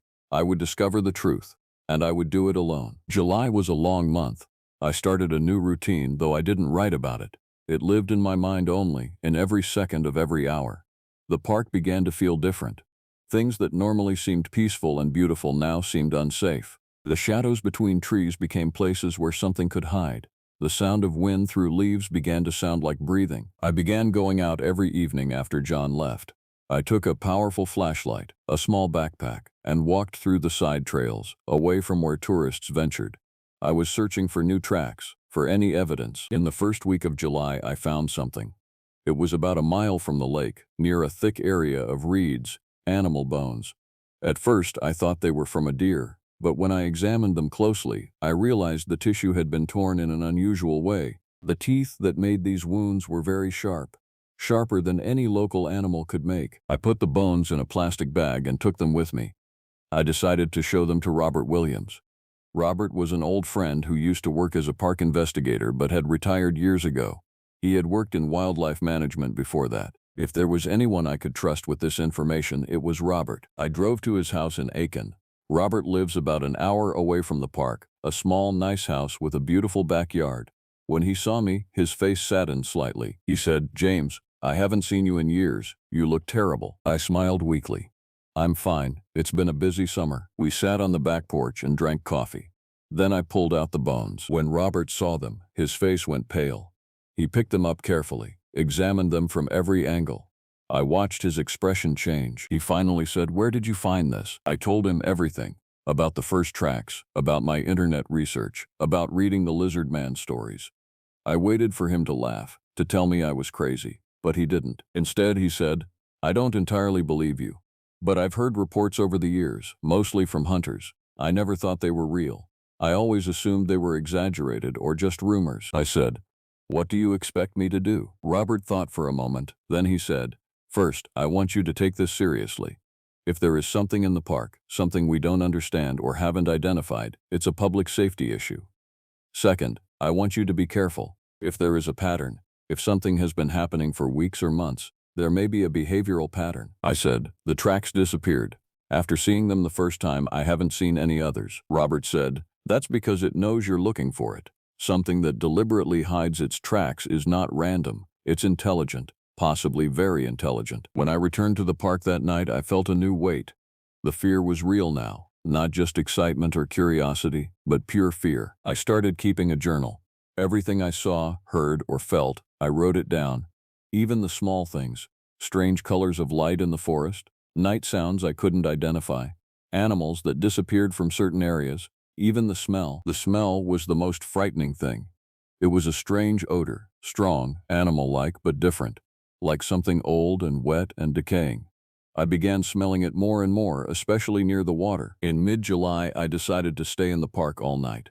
I took my tent and camping equipment and set it up about half a mile from the eastern lake. I also brought a large knife, a stick, and a whistle. I looked like a man preparing to defend himself, not just someone trying to observe wildlife. The first night was very long. I sat outside the tent until about 11 o'clock, then crawled into my sleeping bag. I woke up every few minutes. Any sound, any movement, and I was 100% alert. The second night was harder. It was around 1 o'clock in the morning when I heard the sound, coming from the direction of the lake, like something heavy moving through the water. No, not like something moving through the water. Like something emerging from the water. I got out of the tent and turned on the flashlight.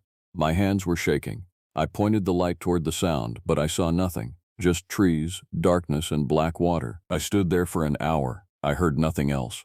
But I didn't feel safe enough to return to the tent.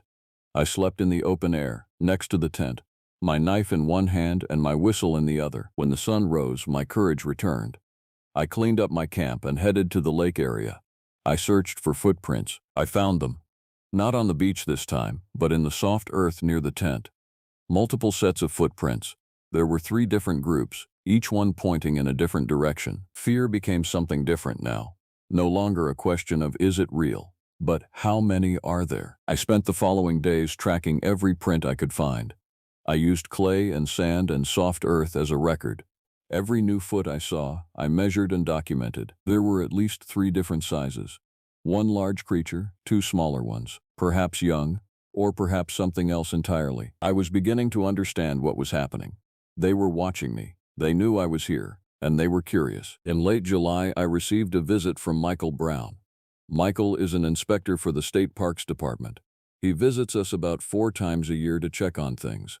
Water quality, trails, facilities, routine matters. Usually he's quick and efficient, spending no more time than necessary. But this time he seemed worried. He called me into the park office and closed the door. We sat across the desk from each other and it wasn't friendly. Michael said, "We've received complaints." I said, "Complaints about what?" "About strange activity in the park. People hearing strange sounds, seeing things. One woman said she saw something large emerging from the water near the northern dock." I froze. "Something? What do you mean?" Michael said. "She wasn't very clear. She said it seemed very large and the color was strange. She said it was green." I leaned back in my chair. I asked, "Did she report it to the police?" Michael said, "The police came. They found nothing. When they went back to ask for more details, the woman was less certain. She said it might have just been a large animal. She said it might have been a bear." It wasn't a bear. I knew that. And the woman knew that too. She was too frightened to tell the truth. I said to Michael, "I haven't seen anything unusual." He was watching me. He said, "You look nervous, James. Is everything okay?" I lied and said, "Yes, everything is fine. The rumors just scare me a bit. I don't want us to have problems." Michael said, "If you see anything, anything at all, I want you to tell me immediately, and I want you to tell everyone here to be careful. We may need to expand night patrols. We may need better lighting around popular areas." I nodded and said what was required of me. When Michael left, I sat alone in the office for an hour. I thought about the woman and what exactly she had seen. I thought about the creature being near the northern dock, which is filled with visitors. It used to feel safe, but now it seemed that something was changing its pattern. There was a new kind of danger in the air. I decided I needed to start official night patrols. I told Michael that I would be responsible for patrols, that I already lived here, so it wasn't difficult. Michael agreed. He gave me a new radio to use for the park on a separate communication network from the police. He gave me a stronger flashlight, a badge, and a precise watch. I became the park ranger who would explore the darkness. In the first week of official patrols, I saw more strange things. There were deep claw marks on a tree trunk near the southern shore. There were footprints in the mud, longer and deeper than any before. There were areas where large amounts of coastal vegetation had been disturbed, as if something large had crawled through it. And on one night, in late July, during my night patrol, I heard a call, like a human scream, but not quite. It was very low, like an animal's cry. Coming from the eastern side of the park, away from all the trails, I turned and ran toward the sound. I ran for maybe half a mile before I stopped and listened. The darkness under the trees was complete. Every step I took, I felt like I was getting closer to something. Something I knew was waiting. I stopped. I called out, "Who's there? If anyone is here, you're trespassing on the park. I'm a ranger here." I heard nothing. Then, as I turned to leave, I saw movement from the corner of my eye. Something large, moving like a shadow, disappearing between the trees. I didn't follow it. I knew it wouldn't work. It was fast. It knew the land better than I did. It would pull me deep into the forest where no one would find me. When I returned to the patrol station, my heart was pounding hard. I was trembling. I called Robert on my personal phone. I told him everything, about the new tracks, about the scream, about the movement. Robert said, "You need to get out of there. Now. Today. Submit your resignation." I said, "I can't. If I leave, no one will take this seriously. They'll say I'm running away. Someone new will come and they won't know what's waiting for them." Robert said, "This isn't your responsibility." I said, "Yes, it is. I'm here. I know. I'm responsible." There was a long silence on the line. Then Robert said, "You're responsible? James, you don't understand." I said, "I understand perfectly. For the first time in years, I understand." August came slowly. The weather was suffocating. The humidity was unbearable. Every day felt like walking underwater. I couldn't sleep properly. My body was exhausted, but my mind was in constant alert. I started seeing things in the shadows. I started hearing things in the silence. I started feeling something watching me everywhere I went. I was no longer sure if I was tracking the creature or if it was tracking me. On the 9th of August, something different happened. Someone new arrived. His name was James Stephen. He said he had come to work with us, that he had been transferred from another park. I hadn't heard about any transfer. I wasn't expecting anyone new. I called Michael Brown and he said yes, it was arranged quickly. The park needed extra work. James would help. I didn't like James Stephen from the beginning. Something in his eyes was wrong. The way he looked at the park, as if it belonged to him. The way he asked questions, as if he was searching for something very specific. He said to me, "Michael told me about you. He said you spend a lot of time in the park, that you're very interested in all the small details." I said, "I love my work." James Stephen said, "I think it's more than that. I think you're looking for something." I looked at him sharply. I said, "I'm not looking for anything. I'm a park ranger." He smiled in a strange way. He said, "Of course you are." That night, I started my patrol as usual, but I took a different route. Instead of going to the popular areas, I went to the remote areas. I went deep into the park where no one goes. The weather was strange that night. Low clouds, warm wind. The air itself felt heavy. I was walking through the darkness, my flashlight in one hand, my knife in the other. I was striking the ground with my legs, like a blind man searching for the path. Around midnight, I stood on the edge of a small pond, a very deep pond. No one knows how far it goes. I was looking out at the black water when I felt it, a feeling of something being behind me. I didn't hear much, just a small crack of a branch. I turned quickly. It was standing there, about 50 yards away, but close enough for me to see it clearly. My light illuminated it completely. Everything I had read, every report and account, had not prepared me for this. It was extremely tall, probably 7 feet or more. Its body was humanoid in a strange way, 2 arms and legs, a head on its shoulders. But the skin was covered in scales, green, yellow, brown, blended together in a complex pattern. In my flashlight's beam, the scales glinted. Its face was longer than a human face. The mouth was protruding, like a crocodile's. The teeth, I could see some of the teeth, white and extremely sharp, but the eyes were the worst. They were black, completely black. No whites, no iris, just dark holes staring at me. We stood there, each staring at the other. Maybe for 1 second, or maybe for an hour. Time stopped. Then it moved. It was fast. It charged toward me on all fours, like something that wasn't human at all. I ran like I had never run in my life. I ran without looking back. I ran through the forest. I ran until I found the main path. When I reached the station, I was just a mass of sweat and terror. I screamed for minutes. I just screamed. After a few minutes, James Stephen came. He said, "James, What happened? Are you okay? I looked at him. James Stevens' eyes looked different now, less human. I said, you know, James Stevens said, know what? I said, you know about him. You didn't come here to work. You came for another reason. James Stevens smiled horribly. He said, you're smarter than I thought. I headed for the door. James Stevens grabbed me by the arm. He had incredible strength. His body started to change. His body started to split. I broke free from his grip and ran again. I ran out of the patrol station and headed toward my house. Michael Brown had given me a safe phone, a number to call him in emergencies. I used it now. When he answered, I said, there's a problem, a big problem. I'm not sure who I can trust here. Chapter 5. The Revelation. Robert came the next morning. He didn't come alone. He came with a woman. Her name was Dr. Elise. She said she was a researcher. She said she worked with government institutions on classified projects. She said she knew about the creatures. We sat in my house. They took my watch and put a new one on my wrist. They said it was equipment. They said it measures thermal activity around the park. They said they were monitoring and would help me. I asked them, how many creatures are there? Dr. Elise said, about 6 at least, maybe more. We don't know for sure. I said, how many? How many of those who don't look like people? She said, at least 2, maybe more. This was worse than I thought. There wasn't just one, there were several. They were blending in with human society. They were working near us. Dr. Elise said, what you're seeing here, what you're experiencing, happens in other places around the world. In wilderness areas, in forests, in national parks. There are beings that human understanding doesn't comprehend, and they have capabilities that will surprise you. I said, why haven't you told anyone? Dr. Elise said, tell who? Who would believe? The government knows. But the government wants to keep this secret.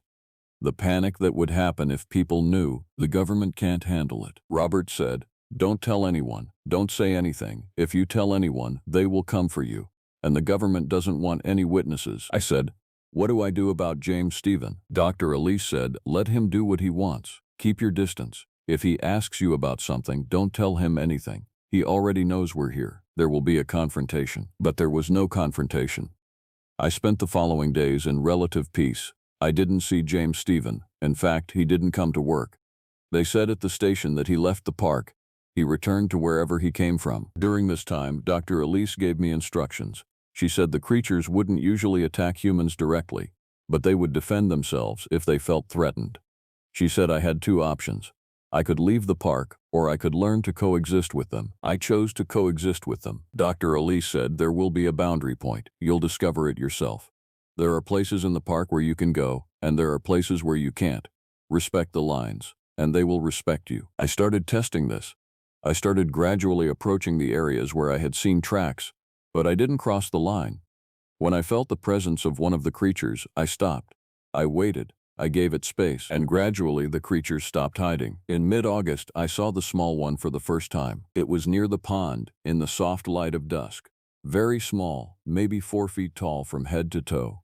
Its body had the same scale pattern I had seen on the adult, but different colors, red and orange instead of green and brown. It was drinking from the pond, bent on its hind legs. When it saw my light, it looked up. But instead of running, it sat there and showed me its face. Its eyes were black too, but there was something else in them. Curiosity. Innocence even. I stood there for minutes, my light aimed at it. Then the small one simply slid into the pond and disappeared beneath the surface. This was the beginning of coexistence. Over the following weeks, I saw the creatures more regularly. They were still cautious, but they no longer ran. I saw the large adult drinking from the water. I saw another adult hunting fish. I saw 2 small ones playing near the shore. They had complex behavior.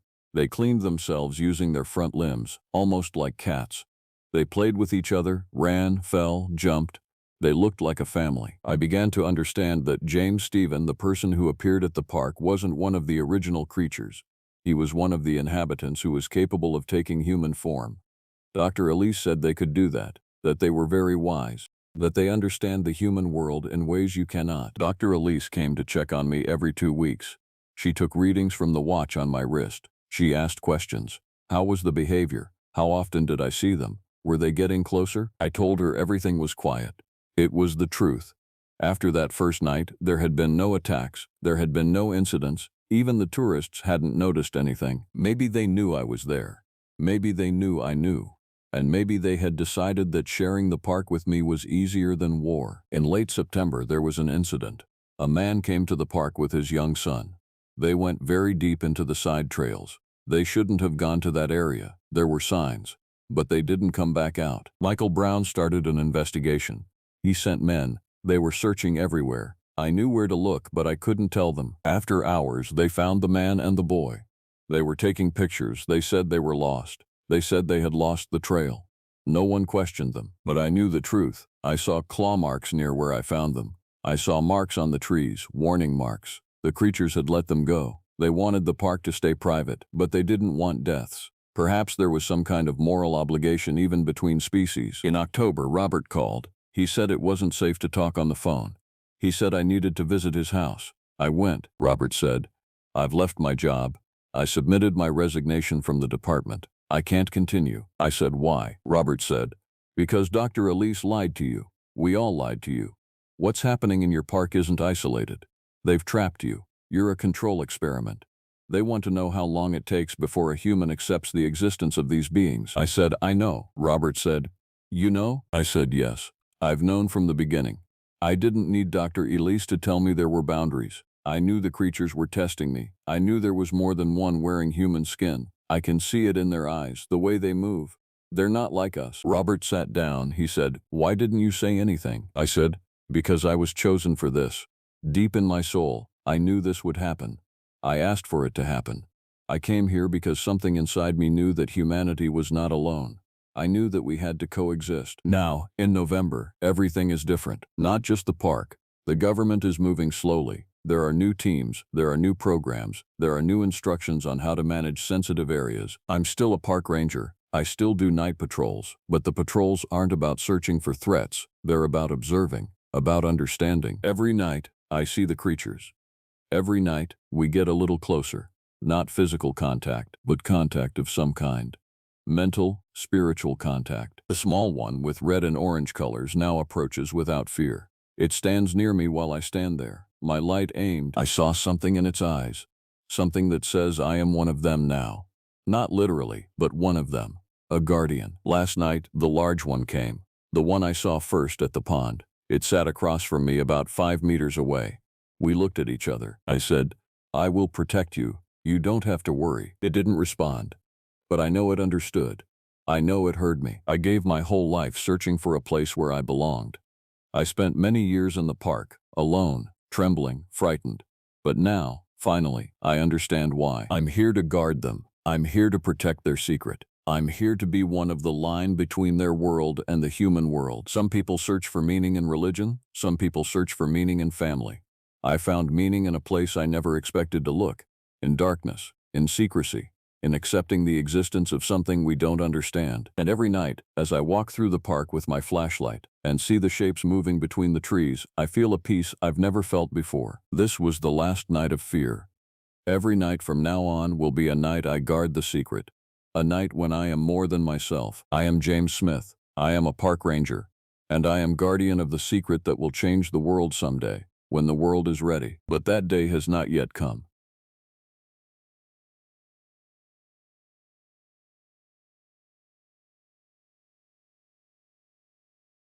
I was 3 miles into the Appalachian backcountry when my GPS stopped working. Not slowly, it didn't fade out or lose signal, it simply died. The screen went black, and the device grew warm in my hand before I shoved it back into my pack. That was my first mistake. I should have turned back right then. My name doesn't matter anymore, but I was hiking the remote stretches of the Lonesome Pine Trail in eastern Kentucky, the kind of place where the trees grow so thick that afternoon feels like dusk. I'd taken a week off work, the only real vacation I'd managed in 3 years, and decided I wanted to spend it alone. No guides, no marked checkpoints, just me in the mountains. I was trying to find myself, as people say. I should have been more specific about what I was looking for. The trail had been easy enough for the first 2 days. I'd camped at a proper site near Blackwater Creek, cooked meals on my portable stove, and slept under stars so bright they hurt to look at. The isolation had felt therapeutic. By day 3, I'd gotten ambitious. I wanted to see the old Garrett settlement, abandoned in the 1950s, before heading back to civilization. The trail maps showed it was only about 5 miles past my last camp. 5 miles through the mountains. I'd done 15 already. That's what I told myself as I abandoned the marked trail around 10 in the morning. By 2 o'clock, I still hadn't found the settlement, and I was beginning to understand why the mountains around here had earned their reputation. The deeper I went, the more the landscape started to feel wrong. Not dangerous in an obvious way. No cliff edges or rushing rivers to worry about. Wrong in the way a house feels wrong when you know someone's been inside while you were gone. The air was thick despite the altitude. The birds had stopped singing around noon. I remember stopping on a rise covered in birch trees, their white trunks like bones, and listening to the silence. Real silence is rare in nature. There are always insects, wind, distant animals. This was different. This was the sound of everything holding its breath. That's when I smelled it. The odor came in waves, sweet and rotten at once, like meat left in a hot car for a week, mixed with something else. Something like old copper and wet earth. I'd never smelled anything like it. I spun around, looking at the forest behind me, but there was nothing to see. Just trees, thick and close and gray in the afternoon light. I convinced myself it was a dead animal. A deer, maybe, or a bear. The mountains had predators, and predators made kills. It meant nothing. It meant I should keep moving. I didn't keep moving. I stood there for 5 minutes, maybe longer, trying to control my breathing. My heart was beating fast, faster than the hike justified. Some part of me, some ancient part that my modern brain had learned to ignore, was screaming that I needed to leave, not walk. Leave. I shouldered my pack and continued forward instead. By late afternoon, I found the settlement. The buildings were barely buildings anymore. 3 structures remained: a house frame, a barn that had mostly collapsed, and something that might have been a storage shed. The wood was gray and warped, held together by rust and the stubborn refusal of old architecture to acknowledge its own death. There were bottles in the dirt, the glass turned opaque by decades, a rusted rake. The remains of what might have been a wagon. I should tell you that this is where I met the others. It's important that you understand I wasn't alone out there, though most of what happened with them is blurred now in my memory. Details slip away when your mind is trying to protect itself. I met Carter and Hudson first. They were examining the house when I emerged from the tree line, and I nearly screamed when I saw them. I hadn't seen another human in nearly 4 days, and there they were, 2 men in their 50s, weathered the way Appalachian men get, dressed in good hiking gear like they knew what they were doing. "Jesus," Hudson said, his hand going to his chest. "Didn't hear you coming." "Sorry," I said. "I got turned around looking for this place." Carter, he was taller, with gray stubble and eyes that had seen a lot of hard decisions, just nodded. "We're photographing the site," he said. "Historic Preservation Project. You hiking?" I said yes. We made small talk. They'd been coming up here for years, they said. They knew the mountains. They knew the stories, the real ones, not the tourist sanitized versions. "You see anyone else out here?" I asked them. They shook their heads. "No one comes this far back," Carter said. "Not anymore." An hour later, Isaiah and Julian arrived. They'd come from a different angle, and they were less friendly than Carter and Hudson. Isaiah was younger, maybe early 30s, with the kind of intensity that made you want to stand at a distance. Julian was older, balding, and he had a rifle strapped across his back. "Hunting season's not for 2 months, I said, eyeing the rifle. Julian smiled. It wasn't a kind smile. "Lots of things worth hunting year-round," he said. That should have been my second warning. I should have noticed the tension in the clearing, the way the 4 of them arranged themselves, the way their conversation stopped when I got close. But I was focused on something else. The smell had gotten stronger. We stayed because the sun was setting, and none of us wanted to navigate the forest in the dark. We made camp in the clearing, building a fire from old wood that burned with a sickly yellow flame. Carter and Hudson were genuinely friendly. They shared their food, venison stew that was actually good, and they told stories about the mountains. Isaiah and Julian sat on the periphery, not talking much. I remember Carter telling a story about a man from Black Mountain who disappeared in 1987. They found his campsite, Carter said, but no body, no sign of what happened, just blood on his sleeping bag. "Could have been an animal," I suggested. Hudson shook his head. "Not a normal animal. The scratches were 2, he didn't finish."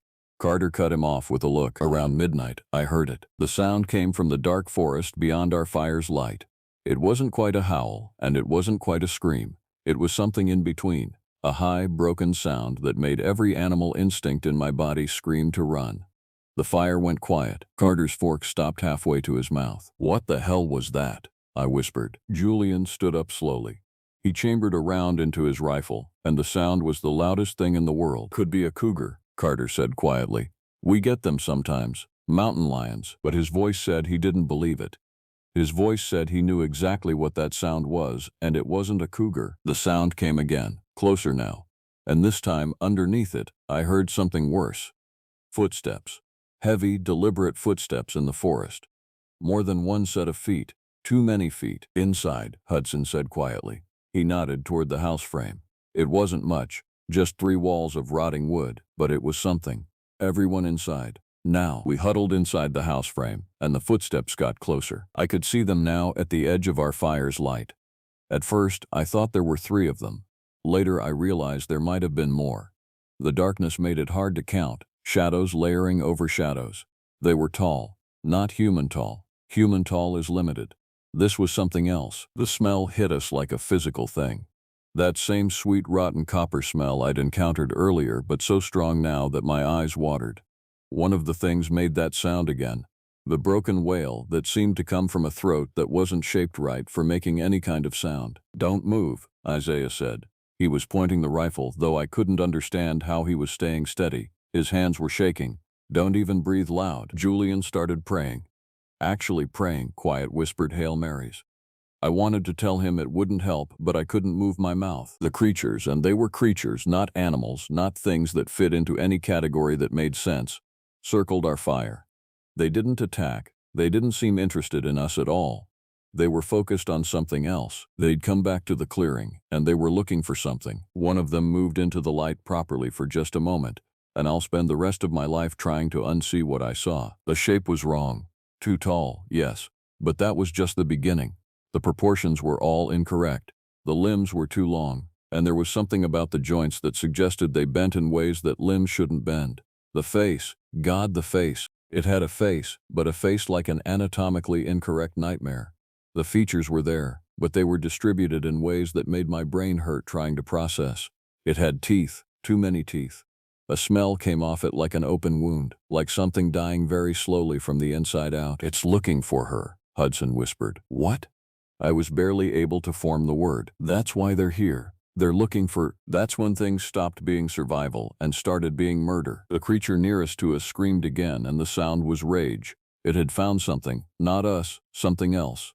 One of the other creatures moved, and suddenly the clearing was chaos. There was gunfire, Julian's rifle going off with sharp cracks that seemed impossibly loud. There were inhuman sounds, and there were human sounds, which were worse because you could understand the fear in them. I don't remember much of what happened after that. Trauma does interesting things to memory. I remember running. I remember the forest being pitch black and my face being torn by branches. I remember the sound of something very large moving through the trees behind me, not even bothering to hide its presence anymore. I remember falling into a ravine. The impact knocked the wind out of me, and I lay in the dark, afraid to breathe too loud. Above me, the sounds continued for a long time. Then they stopped. I waited in that ravine for hours, maybe the whole night. Time stops meaning much when you're alone in the dark, waiting to die. When the sun came up, I didn't move at first. I was convinced it was a trap, that the light would trigger something, and the creatures would come back. But the forest around me was silent again. That animal silence, normal and complete, was somehow more terrifying than the screaming had been. I climbed out of the ravine slowly. Every muscle was screaming. I was bleeding from a dozen places where branches had torn at me. I made my way back toward the clearing, moving like a ghost. The settlement was empty. The fire had burned down to ash. There was blood in the dirt, a lot of it. Clothes, pieces of equipment, but no bodies. Whatever those things were, they'd taken their kills with them. I found a body, though. Just one. He was under what remained of the barn. Isaiah, what was left of him. The thing I'd seen in the firelight had found him, and it had killed him slowly, I think. There were scratches on the walls where he'd tried to climb out. There were marks on his hands from where he'd tried to defend himself. I didn't call anyone right away. I stood there looking at him, and I tried to understand what had happened. My brain kept sliding off the details, refusing to process what I was seeing. Some part of me wanted to believe I'd hallucinated the night before, that I'd had some kind of breakdown and imagined the creatures and the sounds and the killing. But Isaiah was real. The smell that still hung in the air was real. The blood was real. I found my way back to the marked trail and I walked out. It took me most of the day. My legs felt like they were made of water. When I reached the ranger station, I reported finding a body. I didn't mention the creatures. I described my GPS failing, getting lost, hearing strange sounds, finding a dead man. The official story became straightforward. Isaiah had been hiking alone, had suffered an accident, had crawled into the barn to take shelter, and had died there. Exposure maybe, or internal injuries from a fall. The other 3 men, Carter, Hudson, and Julian, were never found. The search and rescue team looked, but the mountains are vast and the search area is endless. Their families got to bury empty caskets. There was a brief news cycle about the dangers of unmarked trails, and then it was forgotten. But I know what happened. I know why those men had really come to that clearing. I've spent the years since trying to piece it together from the few facts I have and the many things I saw. The thing that creature was looking for, Hudson said it was looking for a her. I think those things had taken something from the mountains, or something from the mountains was missing, and they were searching for it. I think Julian and his rifle, and Carter and Hudson's careful knowledge of this place, I think they were there to give it back. I think they'd come to trade. I don't know what the arrangement was supposed to be. I don't know if Isaiah was supposed to be part of the trade or if he was an accident, a complication. I know that something went wrong. I know that instead of a transaction there was violence. And I know that 3 men died in the darkness for reasons I can't fully understand. I've never been back to the mountains. I don't hike anymore. I live in a small city now, in a place where there are streetlights and other people and noise. I sleep with my bedroom door locked, which is absurd, but it makes me feel better. Sometimes I wonder if what I saw was real. Sometimes I convince myself it was hallucination, breakdown, the product of isolation and fear. But then I remember Isaiah's body, and I remember the way that creature moved through the firelight. And I know that some things are real whether we can understand them or not. The mountains keep their secrets. That's what the old people say. The mountains keep their secrets, and they don't give them up easily. The Appalachian wilderness is old, older than the people who settled it, older than the roads that were cut through it. There are things in those mountains that have been there longer than anyone can remember. Things that are hungry. Things that remember when this land was entirely theirs. I met one of those things. I'm one of the very few people who did and lived to tell the story. Most people don't think that matters. Most people don't care. But sometimes, late at night, I hear a sound outside my window, wind through trees, or maybe just my imagination, and my heart stops, and I remember that the creature never screamed again after it found Isaiah. I remember that it went quiet, and I remember what I learned in that quiet. Some hungers never stop. Some hungers just go somewhere else to feed.